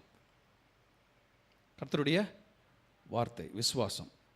விசுவாச வார்த்தைகளை சொல்லும் பொழுது எனக்கு சுகம் உண்டாக கடவுன்னு சொல்லும்போது என்ன ஆகுங்க, சுகம் உண்டாகும். அவருடைய தழும்புகளாலே குணமானோம் என்ற வார்த்தையை சொல்லும் பொழுது அங்கே தேவன் அவருடைய வார்த்தையின்படி அங்கே சுகத்தை தேவன் கட்டளையிடுகிறார். இதான் வேதவசனத்தினுடைய மகத்துவம், உண்மை பாருங்கள். அப்போ அதை 100க்கு 100% நம்ம என்ன பண்ணணும், நம்பணும், அதை சொல்லணும், அதை தான் சொல்லிகிட்டே இருக்கணும். நம்ம அதை சொல்கிறத விட்டுட்டு நம்ம சில நேரம் என்ன பண்ணுவோம், கொஞ்சம் மைண்ட் டிவைட் ஆகி நானும் சொல்கிறேன் எனக்கு நடக்கலைன்றது தான் நம்ம புரிந்து கொள்கிறோம். கிடையாது. தேவனுடைய வார்த்தை வெறுமையாய் அதனுடைய நோக்கத்தை செய்யாமல் தேவனிடத்தில் என்ன பண்ணதான் திரும்பாது. அது குறித்து தான் அங்கே ஏசாயால அழகாக நம்ம வாசிக்கிறோம். அப்போ விசுவாசம் எப்படி, அந்த வார்த்தை எப்படி முதல் நூற்றாண்டில் வார்த்தை விரித்து அடைந்தது, வார்த்தை மேற்கொண்டது என்ற வார்த்தையின் அடிப்படையில் நாம் தியானித்து கொண்டு வந்தோம் கடந்த பல வாரங்களாக. அப்போஸ்தலர் நடவடிக்கைகள் 2-3 சம்பவங்கள் நாம் பார்த்தோம். அதன் அடிப்படையில் இன்னும் கொஞ்சம் ஆழமாய் நம்ம பார்ப்பதற்கு தான் இந்த பகுதியை எடுத்தோம். ஏசாயா 55ஆம் அதிகாரத்தை நம்ம எடுத்தோம். அதில் 55ஆம் அதிகாரத்தில் பார்த்திங்கன்னா நம்ம கற்றுக்கொண்ட வாரம், ஏன்னா ஒரு தொடர் போதனையாக இருப்பதனால போன வாரத்தினுடைய கண்டினியூஷன் தான் இது. போன வாரம் ஒரு கேள்வியோடு நான் முடித்தேன். என்ன கேள்வி, எப்படி என்னுடைய வாழ்க்கையில் முள்ளும் குறுக்குமாக இருக்கிற காரியத்தை அகற்றுவது, அதை நீக்கி தேவன் விரும்புகிற காரியத்தை என் வாழ்க்கையில் எப்படி அதை நிறைவேற்றுவது, எப்படி அவர்களுக்கு கொடுத்த காரியங்களை நான் அனுபவிப்பது என்பது தான் அதில் உண்மையான காரியம். அப்போது இந்த 55ஆம் அதிகாரத்தில் நாம் பார்த்த ஒன்று, இந்த 8ஆம் வசனத்தில் பாருங்கள், என் நினைவுகள் உங்கள் நினைவுகள் அல்ல, உங்கள் வழிகளும் என் வழிகள் அல்லவென்று கர்த்தர் சொல்கிறார். இப்போது யாருக்கு எழுதப்பட்டது? இஸ்ரவேல் ஜனங்கள். பாருங்கள், ஆண்டவர் எல்லா சூழ்நிலையிலும் ஆண்டவர் தீர்க்கதரிசிகள் மூலமாய் அன்றைக்கு பழைய உடன்படிக்கையில் மக்களுக்கு ஆண்டவர் பேசுகிறார். சிறையிருப்பு போகிறதுக்கு முன்பதாகவும் பேசுகிறாரு, சிறையிருப்பில் இருக்கும்போதும் பேசுகிறாரு, சிறையிருப்புக்கு அப்புறமும் பேசுகிறார். அப்போ எல்லா காலகட்டத்திலும் கர்த்தர் பேசுகிறவர். அங்கே தான் யாருன்றது தெரியுது, அவர் கிருபை உள்ளவர்ன்றது தெரிகிறது. நம்ம கூட பாருங்கள், சில நேரம் அவனுடைய வார்த்தை கீழ்ப்படியாத போது என் வாழ்க்கையில் சில போராட்டங்கள், கஷ்டங்கள், துன்பங்கள்னா ஆகிடுது. வரும்பொழுது கூட அந்த இடத்துல என்ன நான் செட்ரேட் பண்ணி உணர்த்தப்பட போகும்போது, சீர்முருந்து ஆகும்போது மறுபடியும் யாரோட கனெக்ட் ஆகிடுறோம்? தேவனோட நம்ம கனெக்ட் ஆகக்கூடிய பாக்கியம், ஸ்லாக்கியம் கொடுக்கப்பட்டிருக்கு பாருங்க. அப்போ அந்த அறிவு எனக்கு நிச்சயமாகணும். நாம் கீழ்ப்படியாதனால தான் எனக்கு தண்டனையாக கொடுத்தோம்னு நினச்சோம்னா, அப்போ வாழ்க்கை ஃபுல்லாக நம்மளுக்கு தண்டனை தான் இருக்குமே தவிர்த்து அதுலேருந்து நம்ம வெளியில் வரவே முடியாது. இதை வேதவத்தினுடைய உண்மை பாருங்கள். அப்போ இந்த இடத்துல இஸ்ரவேல் ஜனங்கள் எப்படி இருந்தாங்க? சிறையிருப்பில் இருக்கும்போது ஏசாயா தீர்க்கதரிசியின் மூலமாக பேசுகிற வார்த்தைகள் தான். அவங்க எப்படி இருந்திருக்கிறாங்க? இந்த 7ஆம் வசனத்தில் பார்த்தீங்கன்னா, துன்மார்க்கன் தன் வழியையும் அக்கிரமக்காரன் தன் நினைவுகளையும் விட்டு கர்த்தரிடத்தில் திரும்ப கடவன். சரிப்பா, நீங்கள் தவறு செஞ்சிட்டீங்க, சிறையிருப்பில் வந்துட்டீங்க, ஆனால் உங்களை இதிலேயே கொண்டு போகணும், இதிலே வைக்கணுன்றது என்னுடைய விருப்பம் கிடையாது. இங்கேயாச்சும் கொஞ்சம் மனம் திரும்பி எங்கே வாங்க, எங்கிட்ட வாங்க அப்படின்னு சொல்லி ஏசாயா தீர்க்கதரிசி மூலமாக பேசுகிறார். இப்போ அந்த மனம் திரும்புதலும் அவர் மன்னிக்கிறதுக்கு தயை பெற்றவர்ன்றதை அந்த இடத்துல வாசிக்கிறோம். அதனால தான் சொல்கிறாரு, நீங்கள் நினைக்கிற மாதிரி அல்ல, உங்களுடைய நினைவுகள் என்னுடைய நினைவுகள் அல்ல, உங்களுடைய வழிகள் என்னுடைய வழிகள். நம்ம நிறைய நேரம் பாருங்கள், நம்ம வழியில் கடவுளை இழுக்கிறதுக்கு ட்ரை பண்ணுறோம். அதுக்கு முக்கியமான டூல் என்ன தெரியுமா? இந்த காலகட்டங்களில் ஆண்டவரை நம்ம வழி கொண்டு வரதுக்கு ட்ரை பண்ணுறோம். அதில் முக்கியமாக பயன்படுத்துகிற டூல்னு ஜெபம், தபமும் பண்ணுறோம். இதெல்லாம் பண்ணி எப்படியாச்சும் கடவுளை நம்ம வழிக்கு கொண்டு வரணும்னு நினைக்கிறோம். கர்த்தர் சொல்கிறாரு, நான் மாற மாட்டேன். யார் மாறணும்? நீங்கள் மாறணும். கடவுளை நம்ம ஒரு நாளும் என்னுடைய ஜெபத்தினாலும் என்னுடைய உபவாசத்தினாலும் கடவுளை என்ன பண்ண முடியாது, மாற்ற முடியாது. இதே ஏசாயா தீர்க்கதரிசி புத்தகத்தில் 58ஆம் அதிகாரம் எது சரியான உபவாசம் என்பதை அவர்களுக்கு கற்றுக் கொடுக்குறார்.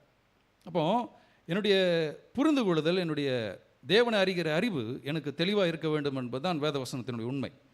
அப்போது துன்மார்க்கமாய் கிடக்கிற ஆட்களை அவங்கள மன்னித்து, அவங்கள சீர்பொருந்த மன்னித்து மறுபடியுமாய் அவருடைய வழியில் கொண்டு வரும்போது என்ன நடக்கும்ன்றது தான் சொல்கிறார். என்ன சொல்கிறாரு?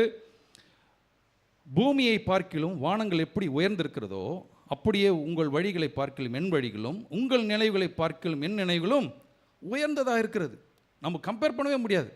நம்முடைய எண்ணங்கள் எல்லாம் பார்த்திங்கன்னா அந்த சில நேரம் அந்த கூரையை கூட தாண்டவே தாண்டாது. ஆனால் தேவன் சொல்கிறார், இந்த பூமிக்கும் வானத்துக்கும் எவ்வளோ தூரமோ அவ்வளோ தூரம், எவ்வளோ உயர்ந்த எண்ணங்களாய் தேவன் வைத்திருக்கிறார். அதனால தான் நமக்கு பொதுவாகவே கிறிஸ்தவர்கள் நானுமே ப்ராட் மைண்ட் பீப்புள்னு சொல்லுவாங்க. பார்த்துருக்கீங்களா? கொஞ்சம் ப்ராட் மைண்ட் அவங்களுக்கு இருக்கும். அவங்கள பெருசாக எடுத்துக்க மாட்டாங்க நிறைய விஷயங்களில். அப்போது ஏன்னா கிறிஸ்து எப்படி இருக்காருன்றதை நம்ம அறிந்து கொண்டு நம்ம வாழ்க்கையில் அதை எடுத்து காண்பிக்க போகும்போது என்னுடைய மைண்ட் என்ன ஆகுது, அங்கே ப்ராட் ஆகுது, என்னுடைய நினைவுகள் பெரிதாகிறது. நான் பார்க்குற சின்ன சின்ன விஷயங்கள்லாம் பெருசாக என்ன பண்ண போகிறதில்ல, எண்ணி பார்க்கறதில்ல. அதை தாண்டி தேவன் எனக்கு வைத்திருக்கிற காரியங்களை நான் என்ன பண்ணணும், அதை பெற்றுக்கொள்ளணுன்றது தான் அறிந்து கொள்ளக்கூடிய விஷயம். அப்போ பூமியை பார்க்கிலும் வானங்கள் எப்படி உயர்ந்திருக்கிறதோ அவ்வளோ அவருடைய நினைவுகள் அவ்வளோ உயர்ந்திருக்குதுன்னு சொல்கிறார். சொல்லிட்டு 10ஆம் வசனம், மாரியும் உறைந்து மழையும் வானத்திலிருந்து இறங்கி அவ்விடத்திற்கு திரும்பாமல் பூமியை நனைத்து அதில் முளை கிளம்பி விளையும்படி செய்து விதைக்கிறவனுக்கு விதையும் புசிக்கிறவனுக்கு ஆகாரத்தையும் கொடுக்கிறது எப்படியோ அப்படியே என் வாயிலிருந்து புறப்படுகிற வசனமும் இருக்கும். ஸோ இதை நம்ம வாசிக்க போகும்போது நம்ம அப்படியே என்னோட நீங்கள் உங்களுடைய மைண்டை வந்து வேறு எங்கேயும் டிவைட் பண்ணாமல், உங்களுடைய சூழ்நிலையில் யோசிக்காமல் அப்படியே ஃபாலோ பண்ணிட்டு வந்தாலுமே இங்கே உங்களுக்கு வாழ்க்கையில் நிறைய விஷயங்களுக்கான பதிலையும் விடுதலை ஆகிறத நீங்கள் என்ன பண்ண முடியும், காண முடியும். தான் உண்மை. பாருங்கள், நான் பிரசங்கிக்கிற நானோ இல்லை தேவ வரம் பெற்ற தேவதாசர்களோ நம்மளை விடுதலை ஆக்க முடியாது. ஜெபிக்கலாம், உங்களுக்காக நாங்கள் பாரத்தோடு இருக்கலாமே தவிர்த்து, ஆனால் வார்த்தை தான் உங்களை என்ன பண்ண முடியும், விடுதலையாக்க முடியும். அதனால தான் வார்த்தை மேற்கொள்வது எப்படின்றதை நம்ம அறிந்து கொள்வது ரொம்ப முக்கியம். என் வாழ்க்கையில் என்னுடைய இருதயத்தில் வார்த்தையை விருத்தி அடைய வைக்கும் போது என்னுடைய எல்லா சூழ்நிலையும் மாறுகிறதை நான் காண முடியும். அப்போ இந்த இடத்துல இஸ்ரவேல் ஜனங்களுக்கு எப்பேற்பட்ட இடத்த கொடுக்குறேன்னு சொல்கிறாரு? நலமும் விசாலமுமான பாலும் தேனும் ஓடுகிற தேசத்துக்கு நான் கொண்டு போகிறேன்றார். அந்த தேசம் நீங்கள் பார்த்தீங்கன்னா ரொம்ப பசுமையான தேசம், உள்ள மலைகள் நிறைந்த தேசம். ஆனால் அவங்க ஆல்ரெடி எகிப்தில் இருந்ததுனால அங்கே நைல் நதி போயிட்டு இருந்தது, மெசபொட்டோனியா, அந்த சுற்றி வளங்கள் நிமித்தம் அந்த நாடு ஓரளவுக்கு வளமான நாடாக இருந்தது. ஆனால் ஆண்டவர் கொண்டு போய் சேர்க்கிற இடம் எந்த இடம் பார்த்தீங்கன்னா மலைகள் நிறைந்த இடம். அந்த மலைகள் நிறைந்த இடத்துல போகும்போது அங்கே பெருசாக செழிப்பான காரியங்களை காக்க முடியாது. ஆனால் தேவன் பாருங்கள், ஒன்றுமே இல்லாத இடத்துல இருந்து தான் எல்லாத்தையும் உருவாக்குகிற ஆண்டவர். அல்லேலூயா.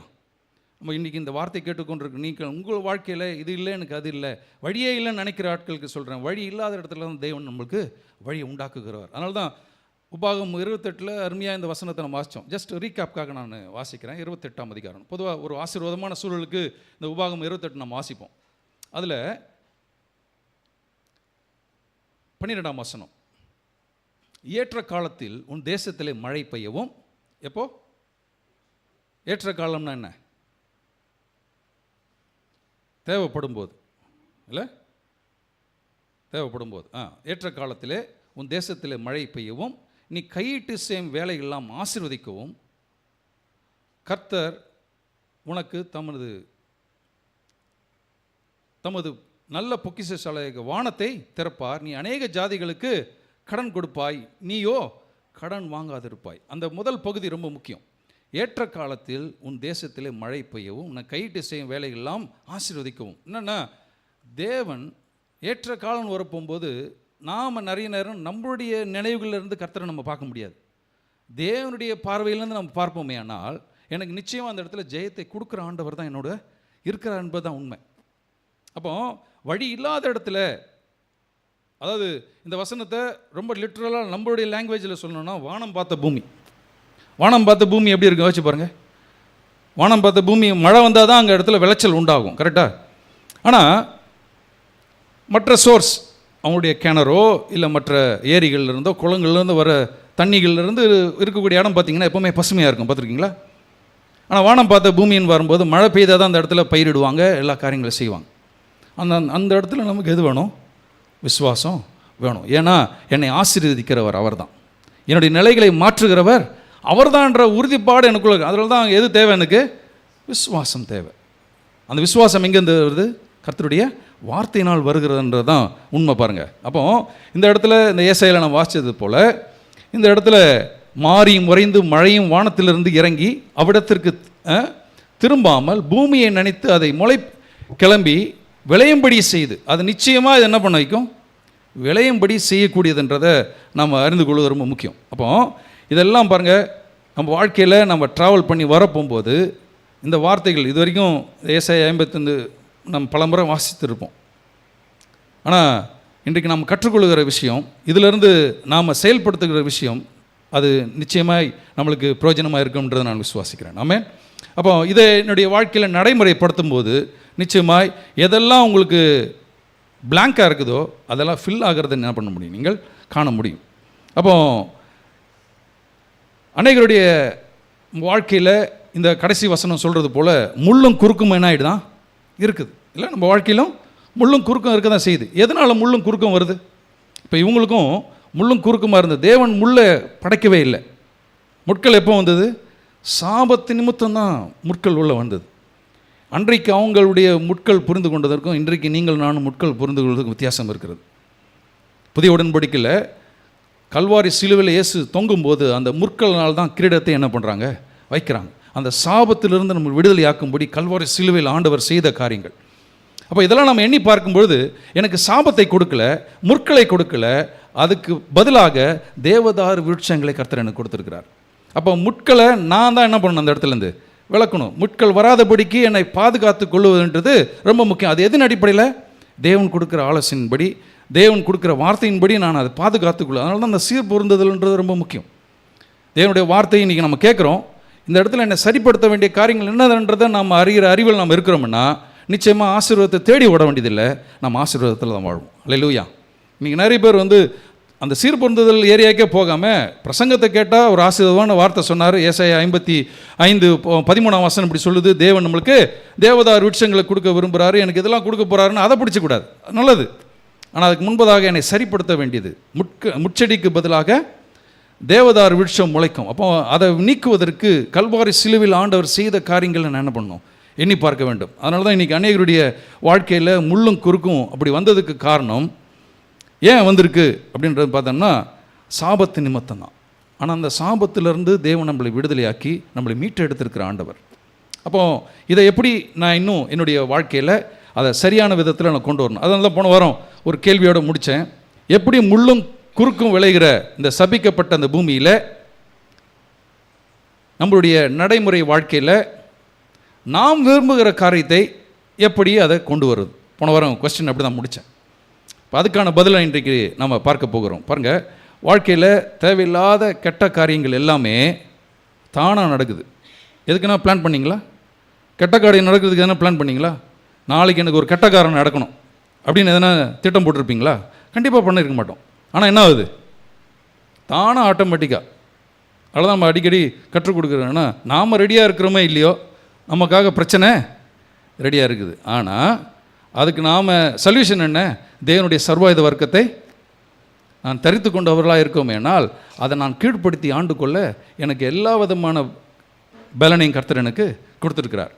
அப்போ இதெல்லாம் என்னுடைய பகுதியிலேருந்து நான் செய்ய வேண்டிய ஒரு காரியம். அப்போ என்னுடைய தனிப்பட்ட வாழ்க்கையாகட்டும், நம்முடைய குடும்பங்கள் ஆகட்டும், நான் கைட்டு செய்கிற வேலைகள் ஆகட்டும், நான் வாழ்கிற அந்த சமுதாயம், நாம் செய்கிற ஊழியங்களில் கண்டிப்பாக இடர்கள் முட்கள் என்ன ஆகுது, அவ்வப்போது வரதான் ஆரம்பிக்குது. பாருங்கள், அதை நான் சரியான கண்ணோட்டத்தில் அதை பார்த்து அதை எடுத்து போடுவது தான் ரொம்ப முக்கியம். அப்போ எடுத்து போவதற்கு எனக்கு எது உதவி செய்கிறது? தேவனுடைய வார்த்தை. அந்த வார்த்தை எனக்கு விசுவாசத்தை தருகிறது நிமித்தம் இப்போ என்னுடைய எல்லைகளில் இருக்கிறது எல்லாத்தையும் நான் என்ன பண்ண போகிறேன்? தூக்கி ஏறிய போகிறேன். ஏன்னா இதுதான் தேவன் எனக்கு கொடுத்துருக்கிற அற்புதமான காரியம். ஏன்னா இந்த பூமி விழுந்து போன பூமியாக இருப்பதனாலே, பிசாசு ஆளுகை செய்வதனால, அவனுடைய திட்டங்கள் இங்கே செயல்பட்டு கொண்டிருக்கிறதுனால நம்ம வாழ்க்கையில் எந்தாவது விதத்தில் நல்லது நடக்காதபடிக்கு அவன் ரொம்ப கேர்ஃபுல்லாக இருக்கிறான். ஆனால் எந்த இடத்துல நாம் என்ன பண்ணக்கூடாது? அலோவ் பண்ணவே கூடாது. பாருங்கள், நம்ம பொதுவாக இந்த வழக்கமாக இந்த வார்த்தை சொல்லுவோம், தொட்டதெல்லாம் பொண்ணாகன்னு தான் நான் கேள்விப்பட்டிருக்கிறேங்க. ஆனால் இப்போ தொட்டதெல்லாம் எனக்கு என்ன ஆகுது? புண்ணாகுது. எதுவுமே எனக்கு அப்போ அதை அப்படி யோசிக்க போகும்போது எனக்கு என்ன உண்டாகுது? ஒரு சலிப்பு உண்டாகுது, ஒரு சோர்வு உண்டாகுது, ஒரு நம்பிக்கையற்ற ஒரு சூழ்நிலை உண்டாகிறது. ஆனால் இதுதான் உண்மை. இந்த உலக ஆட்கள்கிட்ட பேசும்போது நீங்கள் ஈஸியாக நம்ம ஐடென்டிஃபை பண்ண முடியும் அவங்க எந்த நிலையில் இருக்கிறாங்க, எந்த அளவுக்கு அவங்க சோர்ந்து போயிருக்கிறாங்க. சில நேரம் பார்க்கும்போது நல்லா ஜாலியாக எல்லாம் பேசுவாங்க. கொஞ்சம் அப்படி டிலே ஆக ஆக இன்னும் கொஞ்சம் பேச ஆரம்பிக்கும்போது அவங்க உள்ளுக்குள்ளே இருக்கிற அந்த வேதனைகள் கஷ்டங்கள்லாம் கண்டிப்பாக நம்மக்கிட்ட என்ன பண்ணுவாங்க? ஷேர் பண்ண ஆரம்பிப்பாங்க. அப்போ எப்படி இதை நாம் கையாளுவது, எப்படி இதை மேற்கொள்வது என்பது தான் ரொம்ப முக்கியம். அப்போது இது எதுவுமே பாருங்கள், நம்ம வாழ்க்கையில் எப்படி சந்தோஷமாக சமாதானமாக என்னுடைய குடும்ப வாழ்க்கையும் சரி, என்னுடைய வெற்றி வாழ்க்கையும் எப்படி அதை நான் செயல்படுத்துவதுன்றது எனக்கு அறிந்து கொள்வது ரொம்ப முக்கியம். இதுக்கு எல்லாமே எது நம்மளுக்கு ஆலோசனையை கொடுக்கறதுனா வேத வாக்கியங்கள். அப்போ பிரச்சனைகளை மேற்கொண்டு என் வாழ்க்கையில் ஆண்டவர் விரும்புகிறதை, ஏன்னா அந்த வசனம் அவருடைய விருப்பம் தான் என்னுடைய விருப்பமாக இருக்கும் பொழுது நிச்சயமாய் அதில் எந்த விதமான முற்களோ எந்த விதமான தடைகள் இருப்பதுக்கு அங்கே வாய்ப்பு குறைவு. ஆனால் அந்த இடத்துல அதை தடை செய்வதற்கு பிசாசு தன்னுடைய தந்திரங்களை என்ன பண்ணுறான்? அங்கே செயல்படுத்துகிறான். அதை நமக்கு சரியாக அறிந்து கொண்டோம் என்றால் நிச்சயமாய் அதை கீழ்ப்படுத்தி ஆண்டு கொள்ள முடியும். அதான் பாருங்கள், 55ஆம் அதிகாரம் இந்த 11ஆம் வசனத்தை வாசிக்க போகும்போது பாருங்கள், அப்படியே என் வாயிலிருந்து புறப்படுகிற வசனம் இருக்கும், அது வெறுமையாக என்னிடத்திற்கு திரும்பாமல் அது நான் விரும்புகிறதை செய்து நான் அதை அனுப்பின காரியங்கள் வாய்க்கும்படி அது செய்கிறது. அப்போது ஆண்டவருடைய விருப்பம் என்னுடைய விருப்பமாக இருக்குமே ஆனால் நிச்சயமாய் காரியங்கள் வாய்க்கும்படி அது செய்யும். இதில் நம்முடைய விருப்பத்துக்கும் தேவனுடைய விருப்பத்துக்கும் சரியான ஒரு கிளாரிட்டி நம்ம அறிந்து கொள்வது ரொம்ப முக்கியம். இப்போ நீங்கள் யோசிச்சு பாருங்கள், தேவனுடைய விருப்பம் நீங்கள் தரித்திரத்தில் வாழணும்னு கர்த்தருடைய விருப்பம் இருக்குமா? வியாதியில் வாழணுன்றது கர்த்தருடைய விருப்பம் இருக்குமா? நீங்கள் அப்படியே கஷ்டத்தில் துன்பத்தில் எந்த விதத்துலையும் மகிழ்ச்சியாக இருந்துடக்கூடாது என்பதில் கர்த்தர் எதுனா சித்தம் உள்ளவராக இருக்காரா? கிடையாது. ஸோ அவர் எல்லாமே எனக்கு வாய்க்க செய்கிற ஆண்டவர். எனக்கு இந்த வசனத்தில் வாசித்தது போல் உபாகம் 28 கடன் கொடுக்குறவராய் கர்த்தர் என்ன வைத்திருக்கார். என்ன அப்படி ஆசீர்வதிக்கிறது தான் கர்த்தர் விரும்புகிறார். நீங்கள் சுகமாய் வாழணுன்றது தான் கர்த்தர் விரும்புகிறார். வெற்றியாய் வாழணுன்றது தான் கர்த்தர் விரும்புகிறார். ஆனால் இந்த இந்த உலகத்தில் அதை தடுப்பதற்கு பிசாசு தன்னுடைய காரியங்கள் என்ன பண்ணுறான், செயல்படுத்தி கொண்டிருக்கிறான். அப்போது கர்த்தர் உங்களுக்காக எனக்காக விரும்புவது என்னென்னா, வாழ்க்கையில் தீமையான காரியங்கள் ஒன்றுமே கிடையாது. ஆனால் என் வாழ்க்கையில் அதான் நடந்து கொண்டிருக்கிறது. இதுதான் உண்மை. அதான் சில நேரம் நம்மளுக்கு என்ன ஆகுது, நடக்குது. அப்படிப்பட்ட சூழ்நிலையில் நாம் எப்படி வெற்றியாய் வாழ்வது என்பதற்காக தான் இந்த போதனை இன்றைக்கு நாம் கற்றுக்கொள்கிற காரியம். அதனால தான் என்னுடைய விருப்பத்தை அங்கே முக்கியத்துவப்படுத்தாமல் என்னுடைய வாழ்க்கையில் யாருடைய விருப்பம் இருக்கணும், தேவனுடைய விருப்பம். அதை சரியாக நாம் புரிந்து கொண்டோம் என்றால் வானத்திலிருந்து வருகிற தேவனுடைய வார்த்தை அது மழை போன்றது, பனி போன்றது.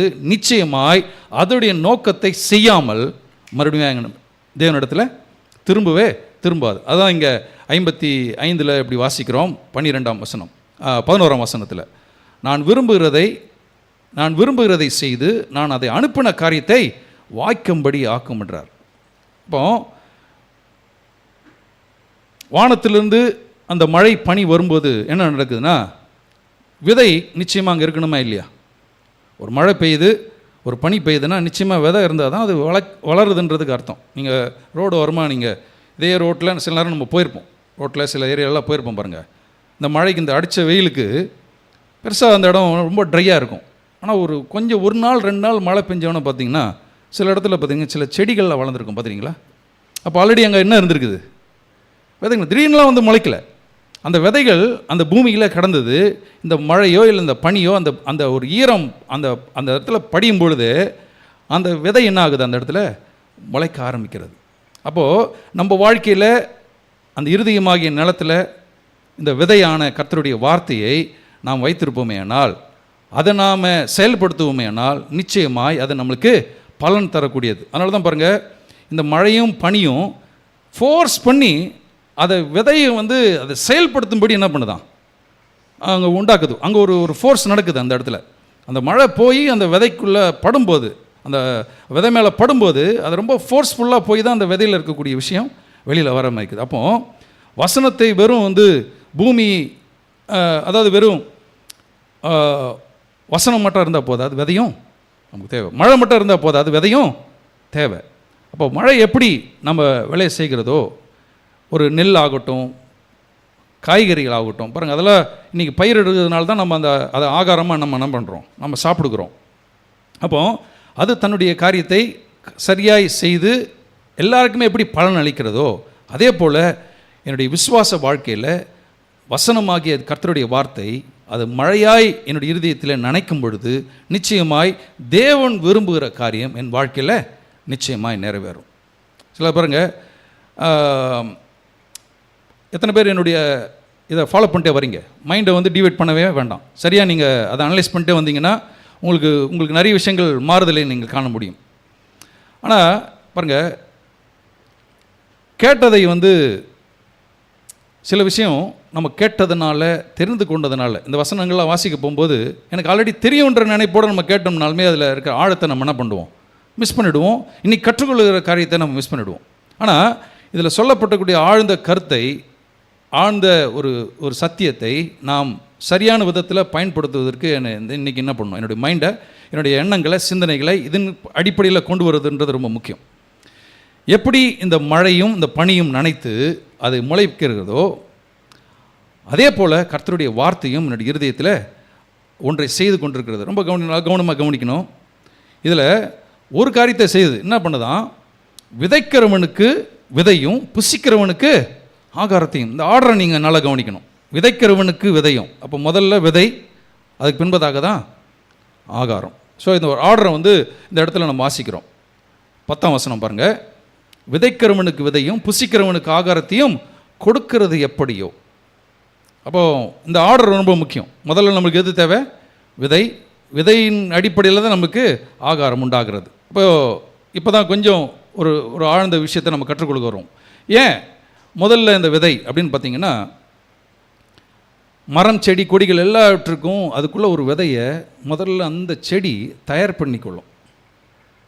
தன்னுடைய மரத்துக்கான அடுத்த பாருங்கள், அந்த விதை இருந்தால் தான் அடுத்த விஷயங்கள் என்ன பண்ண முடியும், அதை உதாரணத்துக்கு இப்போ இன்றைக்கி நம்ம ஒரு மாம்பழம் சாப்பிட்றோம், இது நல்லா இருக்குது அப்படின்னு வரப்போகும்போது இது கண்டிப்பாக நம்ம என்ன பண்ணுவோம், விதைப்போம், அதிலிருந்து பலன் வர்றதை நம்ம சாப்பிட்ணும்னு நினைப்போம். அப்போ அந்த விதை இருந்தால் தான் இந்த பழத்துடைய டேஸ்ட்டை நான் என்ன பண்ண முடியும், சாப்பிட முடியும். அதனால தான் விவசாயிகளுக்கு விதைகள் ரொம்ப முக்கியம். அப்போ இது ஏதோ இப்போ புதுசாக கண்டுபிடிச்சி விதைகள் கொடுக்கறது இல்லை. ஆதி ஆகமத்திலே ஆண்டவர் சொல்லிட்டார், அது தன் ஜாதியின்படி விதைகள் என்ன பண்ணுமா, முளைப்பிக்கும்னு சொல்லப்பட்டிருக்கு. ஸோ அதனால் அந்த செடி, மரம், செடி கொடிகள் அதுக்குள்ளாக இருக்கக்கூடிய அந்த விதையை தானே என்ன பண்ணுது, அங்கே எடுத்துக்கொள்கிறது, அது சுமந்து கொள்கிறது. அப்போ தான் இதே காய்கறியோ இதே பழங்களோ அடுத்தது விளைவிக்க முடியும், அடுத்தது நம்ம செய்ய வைக்க முடியும். அப்போ முதல்ல நமக்குள்ளாக எப்படி வேலை செய்கிறதா, வசனம் வரும்போது என்ன பண்ணுது, முதல்ல நமக்குள்ளாக அதை எப்படி வேலை செய்கிறது, விதையை உண்டு பண்ணுகிறதா. முதல்ல உண்டு பண்ணது மாத்திரமல்ல, எதுக்கு நமக்கு விதைன்னா, வசனம் விதையாக இருக்கிறது, விதை நம்முடைய வாழ்வுக்கு தேவையான ஒன்றாக இருக்கிறது. இப்போ பாருங்கள், இதை நீ கேட்டுக்கொண்டிருக்க உங்களுக்கு ஒரு பொருளாதார நெருக்கடியாக இருக்கலாம், இல்லை உங்களுக்கு ஒரு சரீரத்தில் ஒரு பலவீனம் இருக்கலாம், ஒரு வியாதியாக இருக்கலாம், ஏதோ ஒரு எதிர்மறையான சூழ்நிலையை நீங்கள் ஃபேஸ் பண்ணிட்டு வரீங்க. நம்ம பாடினது போல் வார்த்தையை அனுப்பி தான் வாதியை நீக்குகிற ஆண்டவர். அல்லேலூயா.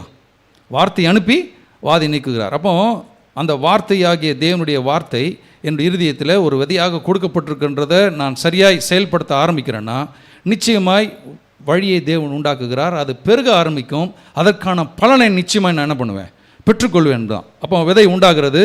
அப்போ வாழ்வு நம்மளுக்கு நிச்சயமாக இந்த இடத்துல ஒரு தைரியம் வருது, நிச்சயமாக அந்த இடத்துல சுகம் உண்டாகும், எனக்கு ஆரோக்கியம் உண்டாகும், என்னுடைய நிலைகள் இங்கே மாறும் என்ற ஒரு உத்வேகம், ஒரு நம்பிக்கை எங்களுக்கு உண்டாகிறது. அப்போ அந்த விதையை எடுத்து பாருங்கள், ஒரு விவசாயி இந்த விதையை எடுத்து என்ன பண்ணுறாங்க, விதைக்கிறாங்க. அப்போ இந்த விதைக்கு லிமிட்டே கிடையாது, தெரியுமா? நம்ம என்ன நினைக்கிறோம், ஒரு விதை தான் நினைக்கிறோம், அதுக்கு என்ன இல்லை, லிமிட்டே கிடையாது. ஒரு விதை விதைக்கிறோன்னா நிச்சயமாக அது ஒரு மரமாக மாறும். கரெக்ட் தானே? மரமாக மாறும், மரத்தில் கனிகள் வருகிறது. அந்த ஒவ்வொரு கனிகளிலும் எத்தனை விதைகள் இருக்குன்றதை நம்ம கண்டுபிடிக்கலாம். இல்லை, ஒரு ஆப்பிளை நீங்கள் எடுத்திங்கனாலுமே ஒரு மரம், ஒரு ஆப்பிளில் இருக்கக்கூடிய ஒரு விதையை எடுத்து நீங்கள் ஒரு வீட்டில் நீங்கள் இடத்துல நீங்கள் விதைச்சி அது ஒரு மரமாக மாறுதுன்னா நிச்சயமாக அதில் கனிகள்னா ஆகுது 100, 200, 500 வருது. அந்த 500லேயும் இருக்கக்கூடிய விதைகளை எடுத்திங்கன்னா உங்கள் இடம் பத்தாது. பக்கத்து வீட்டுக்காரன் இடத்துலலாம் போய் என்ன பண்ண வேண்டியிருக்கும், போய் வைக்க வேண்டியிருக்கும், சண்டை வந்துடும்.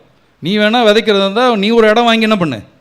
அந்த அளவுக்கு பெருக்கத்தை உண்டு பண்ணுகிற காரியம்தான் விதையினுடைய பவர். அந்த பவர் தான் வார்த்தையாகிய விதைக்குள்ளாக கர்த்தர் என்ன பண்ணிட்டார், வச்சிட்டார். அப்போ அந்த விதையை நான் பார்க்கும்போது எப்படி பார்க்கணும், மற்றவங்க எப்படி பார்க்கணுன்றது முக்கியம். நம்ம எப்படி நிறைய நேரம் கிறிஸ்தவர்களாக தான் இருக்கிறோம், ஆனால் நம்ம அதை பெருசாக என்ன பண்ணுறதில்ல, சீரியஸாக யோசிக்கிறதே கிடையாது. பாருங்கள், நம்ம எல்லாத்தையும் லிமிட் பண்ணிடுறோம்.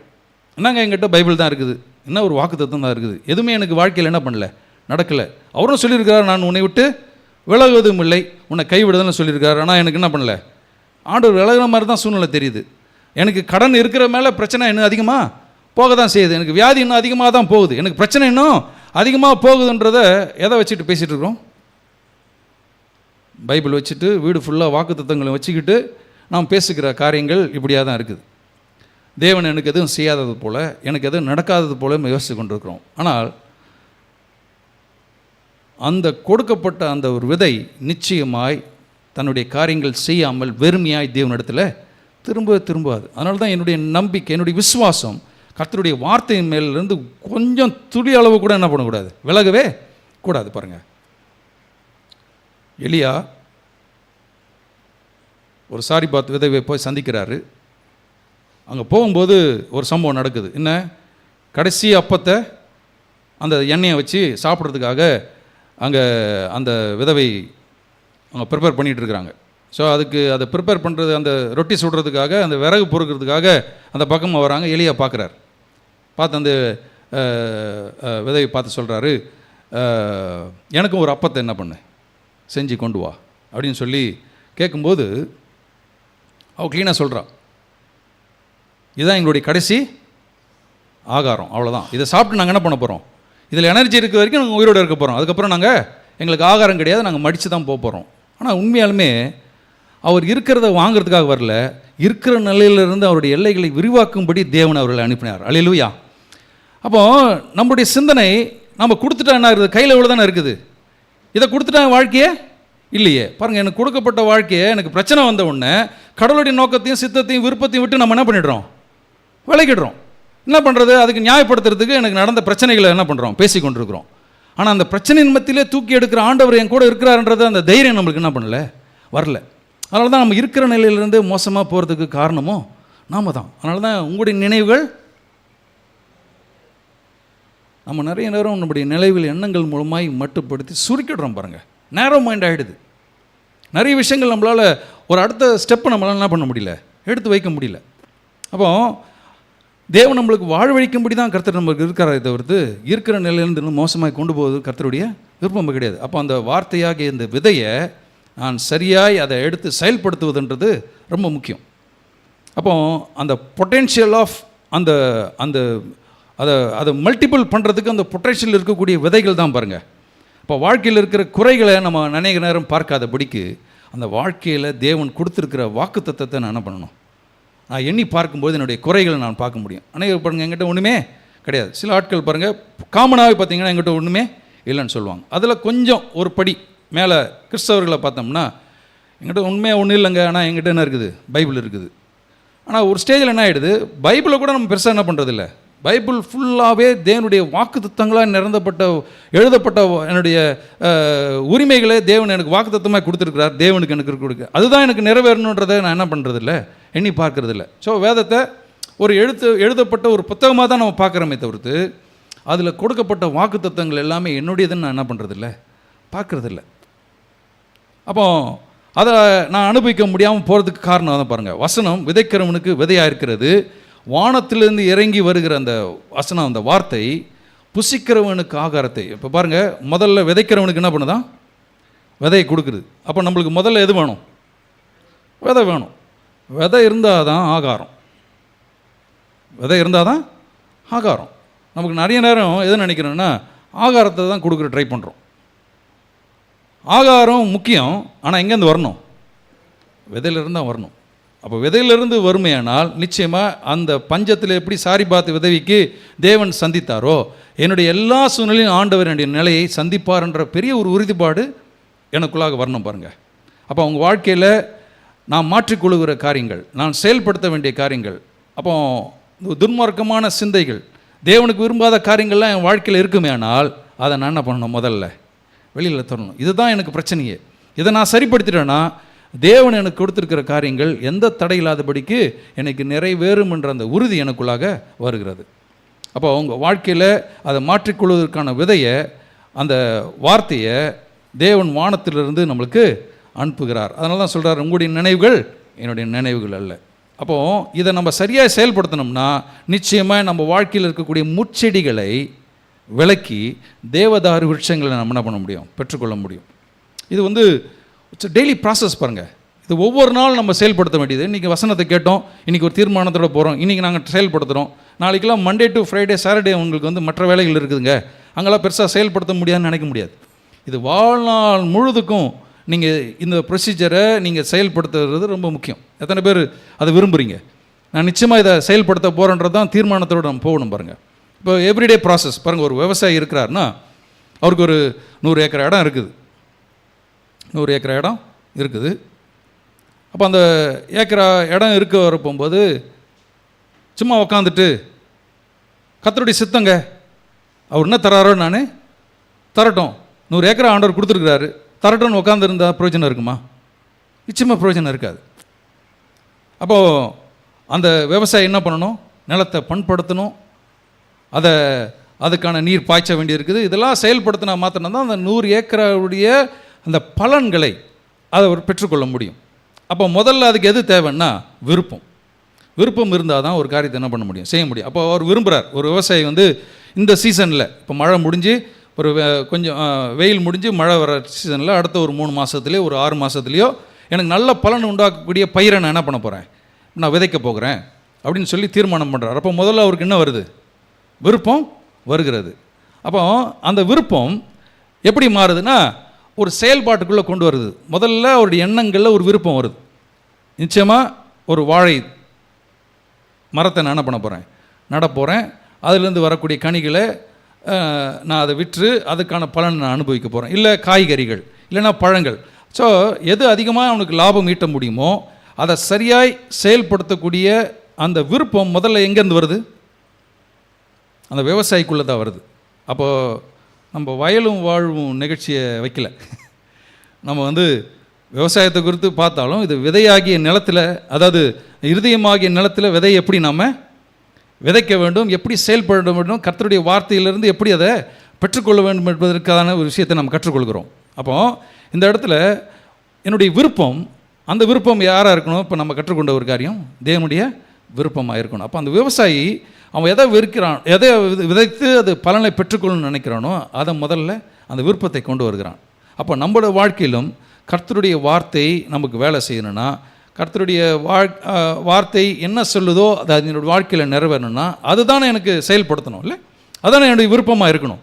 அப்போ என்னுடைய இப்போ இருக்கிற வாழ்க்கை, முற்செடியிலாக இருக்கக்கூடிய வாழ்க்கை, ஒருவேளை எனக்கு ஒரு சோர்வான சூழ்நிலை, எனக்கு ஒரு பயமான சூழ்நிலை, எதிர்காலத்தை குறித்ததான ஒரு கேள்வி, இல்லை ஒரு வியாதி, எதுவுமே எனக்கு சாதகமாக இல்லாத ஒரு நிலையில் இருக்கிற நிலை பார்த்திங்கன்னா கண்டிப்பாக எது இருக்குது?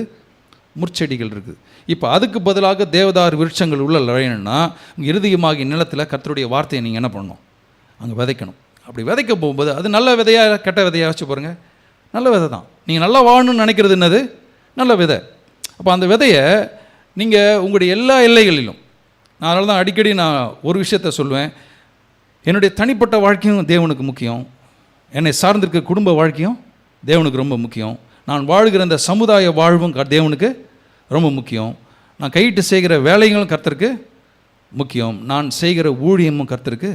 நான் இதில் 4 கரெக்டாக இருக்கிறேங்க, ஊழியத்தை செய்ய முடியல, இல்லை ஊழியத்தை செய்ய முடியுது, குடும்பத்தை காப்பாற்ற முடியல, கவனிக்க முடியல, இல்லை சமுதாயத்தில் ஒழுங்காக இருக்க முடியல அப்படின்றதுலாம் அங்கே என்ன இல்லை, இடமே கிடையாது. அந்த இருக்கக்கூடிய எல்லா இடத்துலையும் தேவனை நீங்கள் உயர்த்த, அவருடைய விருப்பத்தை நீங்கள் செயல்படுத்த ஆரம்பிக்கிறீங்கனாலுமே எவ்வளோ தடைகள் இருந்தாலும் அது எல்லாவற்றையும் மாற்ற அவர் உண்மை உள்ளவராக இருக்கிறார்.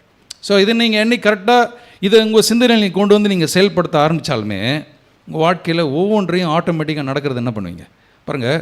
ஒரு விதை விதைக்கிறேன்னா டெய்லி அந்த விவசாயி நோண்டியாக பார்க்குறான் கிடையாது, விதைக்கிறது தான் அவனுடைய வேலை, விதைக்கிறது தான் அவனுடைய வேலை. அது தானாக என்ன ஆகுது, அது சில முளை கிளம்பி அதுக்கான பலனை என்ன பண்ணுது, அதுக்கு ஏற்ற வேலையில் வரும்போது பலன் தருகிறது. அதுபோல் தான் கர்த்தருடைய வார்த்தை. அப்போ இன்றைக்கி நான் கர்த்தருடைய வார்த்தையை என்னுடைய இருதயமாக நிலத்தில், என்னுடைய வாழ்க்கையில், என்னுடைய குடும்பத்தில், என்னுடைய கையின் பிரயாசத்தில், நான் என்னுடைய செய்கிற ஊழியத்தில் நான் விதைக்கிறேன். அது எனக்கு 30, 60, 100 என்ன தரப்போகுது, பலன் தரப்போகிறது தான் வேதவசனத்தினுடைய உண்மை. அப்போது இதை நீங்கள் கரெக்டாக நீங்கள் செயல்படுத்துனீங்கன்னா ஒருவேளை இன்றைக்கி பாக்கெட் எம்டியாக இருக்கலாம், ஆனால் கர்த்தர் நம்மளை நிரப்ப அவர் உண்மையுள்ளவராக இருக்கிறார். இன்றைக்கு வியாதி படுக்கையில் கிடக்கலாம், ஆனால் அது சுகத்தை தருகிற ஆண்டவர் என்னோட இருக்கிறார் என்பது தான் வேதவசனத்தினுடைய உண்மை. அப்போது இதை நாம் இப்படி வேதத்தின் அடிப்படையில் நம்ம கற்றுக்கொள்ளாமல் யாராவது எனக்காக ஜெபம் பண்ணுவாங்க, இல்லை அவர் விசேஷத்தை ஆள்கிட்ட நான் போனேன் எனக்கு எல்லாம் பிரச்சனை மாடணும்னு நினச்சோம்னா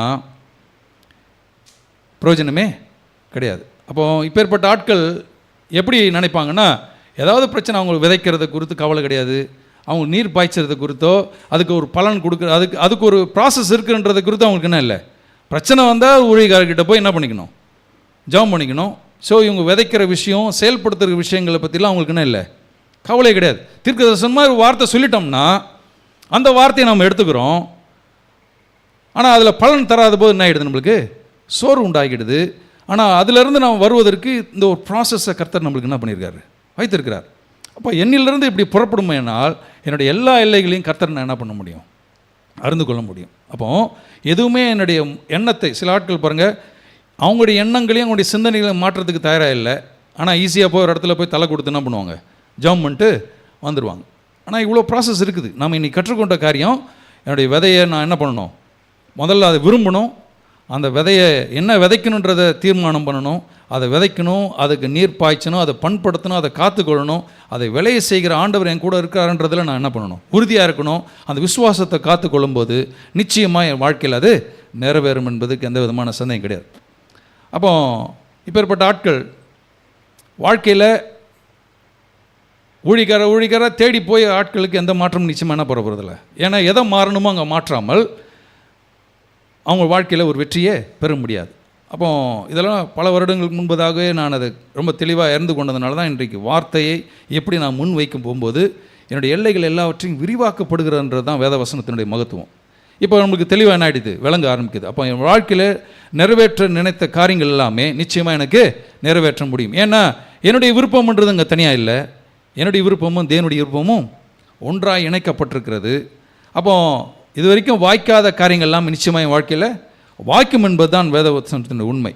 அப்போ நான் எதிர்பார்த்துருக்கிற காரியத்தை தேவன் நிச்சயமாக எனக்கு கொண்டு வருவார். அதனால தான் பாருங்கள், ஆதி திருச்சபையில் வசனத்தை பிரசங்கித்த போது சீஷர்கள் தொகை பெருகிற்று. அதனால தான் அவங்க பாருங்கள், மற்ற எல்லா வேலைகளையும் விட்டுட்டு மற்ற அட்மினிஸ்ட்ரேஷன் மற்ற காரியங்களுக்கு முக்கியத்துவம் கொடுத்துட்டு தங்களுடைய ஜபத்திலும் வேத வசனத்தை தியானிக்கிறதுலையும் அதை கற்றுக் கொடுக்கறதுலையும் தங்களுடைய நேரத்தை செலவழித்ததனுடைய இம்பேக்டு சபையில் சீஷர்கள் தொகை பெருகிட்டுன்றதான் வேத வசனத்தை பலமாய். அந்த ஒரு வசன உத்தரம் வாசிப்போம் பாருங்களேன்.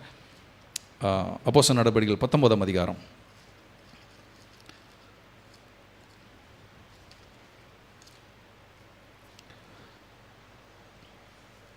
20ஆம் வசனம். அப்போஸ்தலர் நடபடிகள் 19ஆம் அதிகாரம் 20ஆம் வசனம். இவ்வளவு பலமாய் கர்த்தருடைய வசனம் விருத்தி அடைந்து மேற்கொண்டது. நிச்சயமாய் நாம் கேட்ட இந்த சத்தியம் உங்கள் வாழ்க்கையில் நிச்சயமாக விருத்தி அடைய போகிறது.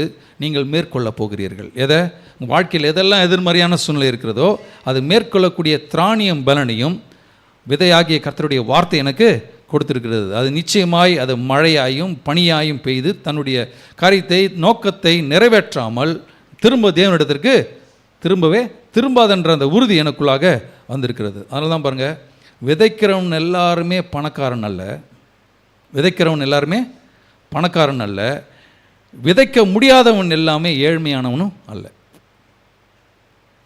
விதைக்கிறவன் எல்லாருமே. அப்போ அதனால தான் சொல்லுவாங்க, பார்த்துருக்கீங்களா, நீங்களாம் நல்லா பைபிள் நல்லா படிக்கிறீங்க, நீங்களாம் வாசிக்கிறீங்க, நீங்கள் ஜெபம் பண்ணால் ஆண்டவர் கேட்பார். நாங்களா ஒன்றுமே கிடையாது. இந்த லிஸ்ட்டில் யார் இருக்கிறோன்னா நாங்கள் இருக்கிறோம். ஏன்னா நாங்கள் தான் யாரோட பேசுகிறோம், டைரெக்டாக கடவுளோட பேசுகிற மாதிரி ஒரு ஒரு புரிந்து கொள்ளுதல் சபை மக்கள் மத்தியில் வந்துருச்சு. கிடையாது. எங்களோட பேசுகிற ஆண்டவர் உங்களோட பேச உண்மை உள்ளவராக இருக்கிறார். நீங்களும் அங்கே பேசும்போது ஆண்டவர் உங்களோட பேசுவதற்கு அவர் தயாராக இருக்கிறார். அப்போ விதைக்கிறவன் எல்லாம் பணக்காரனும் அல்ல, விதைக்க முடியாதவன் எல்லாமே ஏழையும் அல்ல.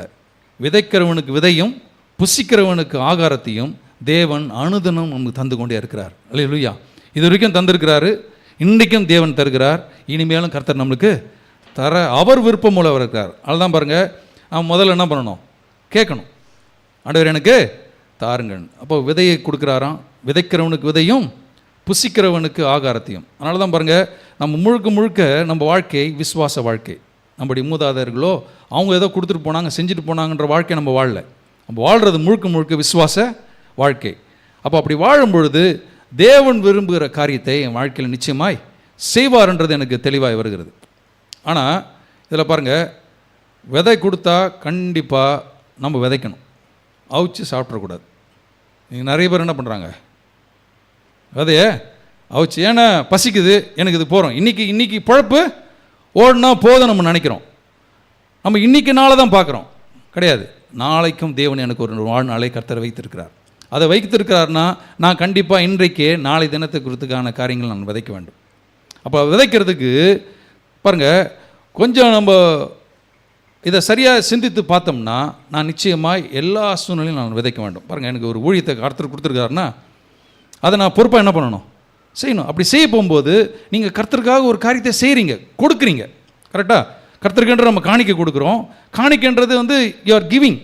ஒரு காரியத்தை நீங்கள் விதைக்கிறீங்க. எதுக்காக? தேவனுடைய ராஜ்யத்தை கட்டி எழுப்புவதற்கு ஒரு ஒரு ஒரு பொருளாதார தேவை நமக்கு இருக்கிறது. அப்போ ஒவ்வொன்றும் நம்ம விதைக்கும் போது நிச்சயமாக அதுக்கான பலனை நாம் நிச்சயமாக பெற்றுக்கொள்வோம். இன்றைக்கி சபை எவ்வளோ தூரம் நம்ம நடத்துகிறோம், செயல்படுத்துகிறோம்னா எல்லா இடத்துலையும் நம்ம நேரத்தை கொடுக்குறோம், நம்முடைய ஊழியங்களை செய்கிறோம், அநேகர்களை சந்திக்கிறோம், சுவிசேஷத்தை சொல்கிறோம், அவங்கள தேவனுடைய ராஜ்யத்துக்குள்ளே என்ன பண்ணுறோம், கொண்டு வருகிறோம். அப்போ எனக்கு கொடுக்கப்பட்ட காரியத்தை நான் நேர்த்தியாய் அதை செயல்படுத்தி கொண்டு வருவதில் நான் ரொம்ப ஜாக்கிரதை உள்ளவனாய் இருக்க வேண்டும். அப்போ விதைக்கிற அந்த விதையானது எதிர்காலத்துக்காக கடவுளுடைய திட்டம், கடவுளுடைய சித்தம், அந்த விருப்பத்தை தெளிவாய் நீங்கள் என்ன பண்ணுறீங்க, புரிந்து வைத்திருக்கீங்கன்றதான் அர்த்தம். அப்போ விதைப்பு ஒன்று இருக்குதுன்னா நிச்சயமாக அறுப்புன்னு ஒன்று இருக்குதா இல்லையா? நம்ம கர்த்தருக்கென்று காணிக்கையை விதைக்கிறோம், இல்லை கர்த்தருக்கென்று ஊழியத்தை செய்கிறோம்னா அதுக்கான நிச்சயமாக இதுக்கு பலன் என்ன உண்டாகும். இம்மையிலும் மாத்திரம் அல்ல, மறுமையிலும் கர்த்தர் நமக்கு தருக வல்லவராக இருக்கிறார். நம்ம இங்கே மாத்திரமில்ல அனுபவிக்க போகிறதில்ல. எங்கே அனுபவிக்க போகிறோம்? நித்திய வாழ்விலும் கர்த்தர் நித்தியமாய் தேவன் எனக்கு அதை செய்கிற ஆண்டவர். அப்போ விதைப்பும் அறுப்புன்றது ஒரு பிரமாணம், இது ஒரு லா, இது ஒரு பிரமாணமாய் ஆண்டவர் கொடுத்துருக்கிறார். யார் விதைச்சாலும் நிச்சயமாக விளையும்.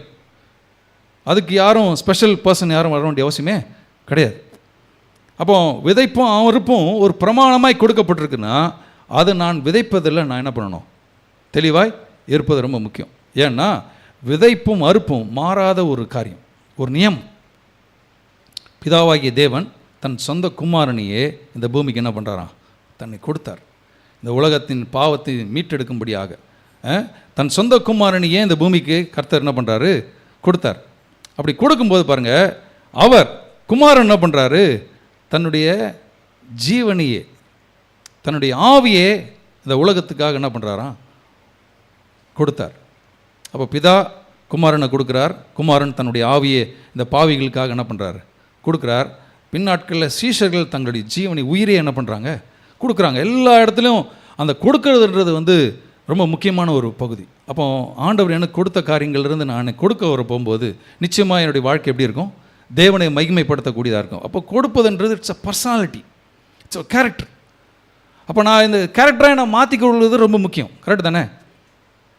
व्यसनமாயும் அல்ல, ஒரு வேதனையோடு இல்லை. கர்த்தருக்கு செய்கிற காரியங்கள் எல்லாமே அதை மகிழ்ச்சியோடு சந்தோஷத்தோடு நான் என்ன பண்ணணும்? கொடுக்கணும். ஊழியமாக அப்படி தான். என்னுடைய காரியங்கள்லாம் நான் ஒதுக்கி வச்சுட்டு நான் என்னுடைய ரிட்டையர்மெண்ட் லைஃப்பில் நான் ஊழியத்தை செய்வேன்னு சொன்னேன்னா பிரயோஜனமே கிடையாது. எனக்கு இருக்கிற நிலையிலேருந்து கர்த்தருக்கு நான் என்ன பண்ணணும்? என்னுடைய ஊழியத்தை, என்னுடைய சோல் வின்னிங்கை, சுவிசேஷத்தை அறிவிக்கிற விஷயங்களில் நான் எங்கேயுமே தடையில்லாதபடி. இல்லைன்னா என்ன ஆகிடும் தெரியுமா? நான், என் குடும்பம், என்னுடைய வியாபாரம், என்னுடைய பொருளாதாரம், என்னுடைய கடன், என்னுடைய வியாதி, என்னுடைய சூழ்நிலையை தான் நம்ம என்ன பண்ணிகிட்டு இருப்போம்? பேசிகிட்டு இருப்போம். அங்கே தேவனை நாம் மகிமைப்படுத்தவே முடியாது. தேவனை நாம் மகிமைப்படுத்தணும்னா எல்லா எதிர்மறையான சூழ்நிலையின் மத்தியிலும் எப்படி இஸ்ரவேல் ஜனங்களுக்கு வானம் பார்த்து பூமியை கொடுத்து ஆசீர்வதித்து இன்றைக்கு உலகம் முழுதும் பிரமிக்கத்தக்க விதமாக இஸ்ரவேல் கர்த்தர் வைத்திருக்கிறார்னா அந்த தேவன் உண்மை உள்ளவர் என்றால் இன்றைக்கு நம்மை ஆராதிக்கிற தேவன் உண்மை உள்ளவர். ஆமென். அதனால தான் எப்போவுமே நம்மளை கீழ்ப்படுத்தி ஆண்டு கொள்ளும்படி தான் தேவன் வைத்திருக்கிறார். கீழே தள்ளணுன்றது கர்த்தருடைய விருப்பமே கிடையாது. இதில் நம்ம தெளிவாயிட்டோம்னு வச்சுக்கோங்களேன், நிச்சயமாய் அந்த வார்த்தையாகி விதையை உங்கள் உள்ளங்களில் வைத்து அது ஒரு பர்சனாலிட்டியாக பாருங்கள். இதெல்லாம் செய்யும் போகும்போது நீங்கள் ஒரு பர்சனாலிட்டி, ஒரு கேரக்டரே டோட்டலாக மாறிடுது. நம்ம குடும்பங்களே சொல்லுவாங்க, இதுக்கு முன்னாடிலாம் ஆண்டவர் ஏற்றுக்கொள்றதுக்கு முன்பதாக இவங்க எப்படி இருந்தான், எப்படி கோவப்பட்டான், எப்படி செஞ்சாங்கன்றதெல்லாம் நமக்கு சொல்லுவாங்க, சாட்சியாக நிறைய பேர் சொல்லுவாங்க. ஆனால் இப்போ அதெல்லாம் எனக்கு என்ன ஆயிடுச்சு? மாறிடுச்சு. என்னுடைய எண்ணங்கள் மாறி இருக்குது, சிந்தனைகள் மாறி இருக்குது. தேவனுடைய சமாதானம் என்னை ஆட்கொள்கிறது. அதனால தான் என்னுடைய பர்சனாலிட்டியில் பெரிய ஒரு சேஞ்ச். ஆனால் ஒரிஜினல் பர்சனாலிட்டி ஆண்டவர் இப்படி தான் ஏதேன் தோட்டத்தில் மனுஷனை உண்டு பண்ணார். ஆனால் அந்த பாவம், இந்த முட்செடிகள் எல்லாம் உள்ளே வந்தது நிமித்தம் தான் மனுஷனுடைய கேரக்டர், பர்சனாலிட்டியும் மாறி போச்சு. அதனால் தான் நீங்களும் நானும் கிறிஸ்துவுக்குள் ஒரு சிக்னேச்சராய் கர்த்தர் வைத்திருக்கிறார். எபேசியர் 2:10 அவருடைய செய்கையாக இருக்கிறோம். இந்த செய்கையை மாற்றமே கிடையாது. அவர் எப்படி தன்னை வெளிப்படுத்தி காண்பித்தாரோ கிறிஸ்துவுக்குள் வாழ்கிற வாழ்க்கை கிறிஸ்துவை வெளிப்படுத்தக்கூடிய வாழ்க்கையாக இருக்க முடியுமே தவிர்த்து அதுக்கு மாற்றுக்கிறதுக்கு அங்கே மாறி போச்சுன்னு சொல்வதற்கு அங்கே இடமே கிடையாது. அப்போ என்னுடைய தனிப்பட்ட வாழ்க்கையிலும், என்னுடைய குடும்பத்திலும், என்னுடைய சமுதாய வாழ்க்கையிலும், எல்லா இடத்திலும் தேவனை நான் என்ன பண்ண போகிறேன்? மகிமைப்படுத்த போகிறேன். மகிமைப்படுத்த முடியும் என்ற ஒரு உணர்வோடு நம்ம இன்றைக்கு நம்ம கடந்து போய் மற்ற காரியங்களை செய்ய போகிறோம். கர்த்தர் உங்களோடு இருக்க போகிறார். அல்லேலூயா. எல்லாம் எழுந்து நிற்போமா?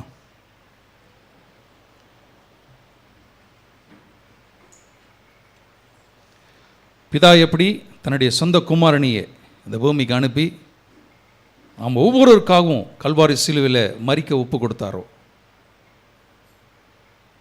தன்னுடைய ஆவியை பிதானிடத்தில் ஒப்பு கொடுத்தாரோ, அந்த மரணத்தை ஜெயித்தவராக எப்படி போனாரோ, சீஷர்கள் பின்னாட்களில் தங்களுடைய ஜீவன் என்று பாராமல் கூட சுவிசேஷத்தை அன்றைக்கு அறிவித்தார்கள். அப்போ இன்றைக்கு நீங்களும் நானும் ஒரு தீர்மானத்தோடு, நான் இப்படி தான் என்னுடைய பர்சனாலிட்டி இருக்க வேண்டும். ஆனால் இது வரைக்கும் நான் எப்படியோ உட்காந்து யோசிச்சுட்டு இருந்தேன். நான், என் குடும்பம், என்ன எதிர்காலம், அதை பற்றி தான் நான் யோசிச்சுட்டு இருந்தேன். ஆனால் இன்றைக்கு ஆண்டவர் தெளிவாக என் உள்ளங்கள் என்ன பண்ணியிருக்கார்? பேசியிருக்கிறார். ஸோ என் வாழ்க்கையில் இருக்கக்கூடிய முட்செடிகள்லாம் எடுத்து தேவதார் விருட்சங்களை கொடுப்பதற்கு அவர் உண்மை உள்ளார். கண்களை மூடி நம்ம ஜெபம் பண்ணணும். நல்ல ஆண்டவரே, அருமையான இந்த காலை வேளைக்காக நன்றி செலுத்துகிறோம். ஆண்டவர், அன்றைக்கு இஸ்ரவேல் ஜனங்கள் அடிமைத்தனத்தில் இருந்த பொழுது, தேவனுக்கு விரோதமாய் துன்மார்க்கத்தில் இருக்கும் பொழுது, தேவனுக்கு கீழ்ப்படியாதவர்களாக இருந்த பொழுது, ஏசாயா தீர்க்கதரிசியின் மூலமாய் அவன் மனம் திரும்புவதற்கு, கர்த்தரிடத்தில் திரும்புவதற்கு அன்றைக்கு ஏசாயா தீர்க்கதரிசியின் மூலமாய் ஆண்டவர் பேசினவர். இன்றைக்கும் அந்த வார்த்தைகள் மூலமாய் புதிய உடன்படிக்கையில் இருக்க எங்களுக்கு ஆண்டவர் நீர் பேசியிருக்கிறீர். அதற்காக ஸ்தோத்திரம். ஏனென்றால் தேவன் நம்மளை மன்னிக்க அவர் தயை பெருத்திருக்கிறார் என்று வேத வசனம் சொல்கிறது. ஆண்டவரை உரிசியாய் எங்களை முன்பதாக எங்களை நாங்கள் தாழ்த்துகிறோம். எங்களுடைய எண்ணங்களை, என்னுடைய சிந்தனைகளை தேவனுக்கு நேராக நாங்கள் ஒருமுகப்படுத்த எங்களை நாங்கள் தாழ்த்துகிறோம். என்னுடைய ஆவி, ஆத்மா, சரீரத்தை ஆண்டவர் இந்த நாளில் எங்களை பரிசுத்தப்படுத்தினதுக்காக ஸ்தோத்திரம். தேவனுடைய வார்த்தை என்னுடைய எல்லைகளில் இருந்த எல்லா எதிர்மறையான சூழ்நிலையிலிருந்து எங்களை விடுதலையாக்கினதுக்காக ஸ்தோத்திரம். சமாதானத்தை எங்களுக்கு பெருக பண்ணுகிறதுக்காக ஸ்தோத்திரம். சந்தோஷத்தை, வெற்றியும், ஜெயத்தையும், ஆரோக்கியத்தையும், மகிழ்ச்சியும் எல்லாவற்றையும் கர்த்தர் எங்களுக்கு பெருக பண்ணுகிறவர். ஏனென்றால் கர்த்தரிடத்திலிருந்து அப்பேற்பட்ட காரியங்கள் தான் எங்களுக்கு கொடுக்கப்படுகிறது வேதவசனத்தினுடைய உண்மை. உளையான சேற்றிலிருந்து எங்களை தூக்கி எடுக்கிற ஆண்டவர், வியாதி படுக்கையிலிருந்து, என்னுடைய பொருளாதார நெருக்கடியிலிருந்து எங்களை தூக்கி எடுக்க விரும்புகிறவர்.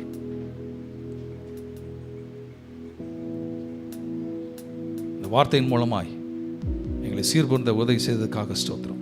முட்செடிக்கு பதிலாக தேவதார் விருட்சம் முளைக்கும், காஞ்சோரி செடிக்கு பதிலாக மிருது செடிகள் எழும்பும். அது கர்த்தருக்கு கீர்த்தியாகவும் நிர்மூலமாகாத நித்திய அடையாளமாகவும் இருக்கும் என்ற அந்த வார்த்தையின் பிரகாரம் கீர்த்தியும் புகழ்ச்சியும் எங்கள் வாழ்வின் மூலமாய் கர்த்தர் எங்களுக்கு வெளிப்படுத்தி காண்பதற்காக ஸ்தோத்திரம். நீர் மகிமைப்படுகிறதுக்காக ஸ்தோத்திரம். எங்களை நாங்கள் அர்ப்பணிக்கிறோம். தொடர்ந்து எங்களை வழிநடத்தும். வந்த ஒவ்வொருவரையும், இந்த வார்த்தைகளை கேட்ட ஒவ்வொருவரையும் கர்த்தர் நீர் ஆசீர்வாதத்தை நடத்துவீராக. வெற்றியும் ஜெயம் இயேசுவின் நாமத்தினாலே எங்களுடையது. அதை எங்களுடையதாக்கி கொள்கிறோம். உமக்கே எல்லா துதியும் காணம் ஏறெடுக்கிறோம். நான் விளையாட்டு இயேசு கிறிஸ்து நாமத்தினாலே ஜெபிக்கிறோம். எங்கள் ஜீவனுள்ள எங்கள் பரலோக தகப்பனே. ஆமேன், ஆமேன். நம்முடைய கர்த்தராகிய இயேசு கிறிஸ்துவினுடைய கிருபையும், பிதாவாகிய தேவனுடைய அன்பும், பரிசுத்த ஆவியானுடைய அந்நியனும் ஐக்கியமும் நம் அனைவரும் கூட இன்றைக்கும் கர்த்தர் வரும் அளவும் நம்மோடு இருப்பதாக எல்லாரும் சேர்ந்து சொல்வோம். ஆமேன், ஆமேன். எந்தன் கண்மலையானவர்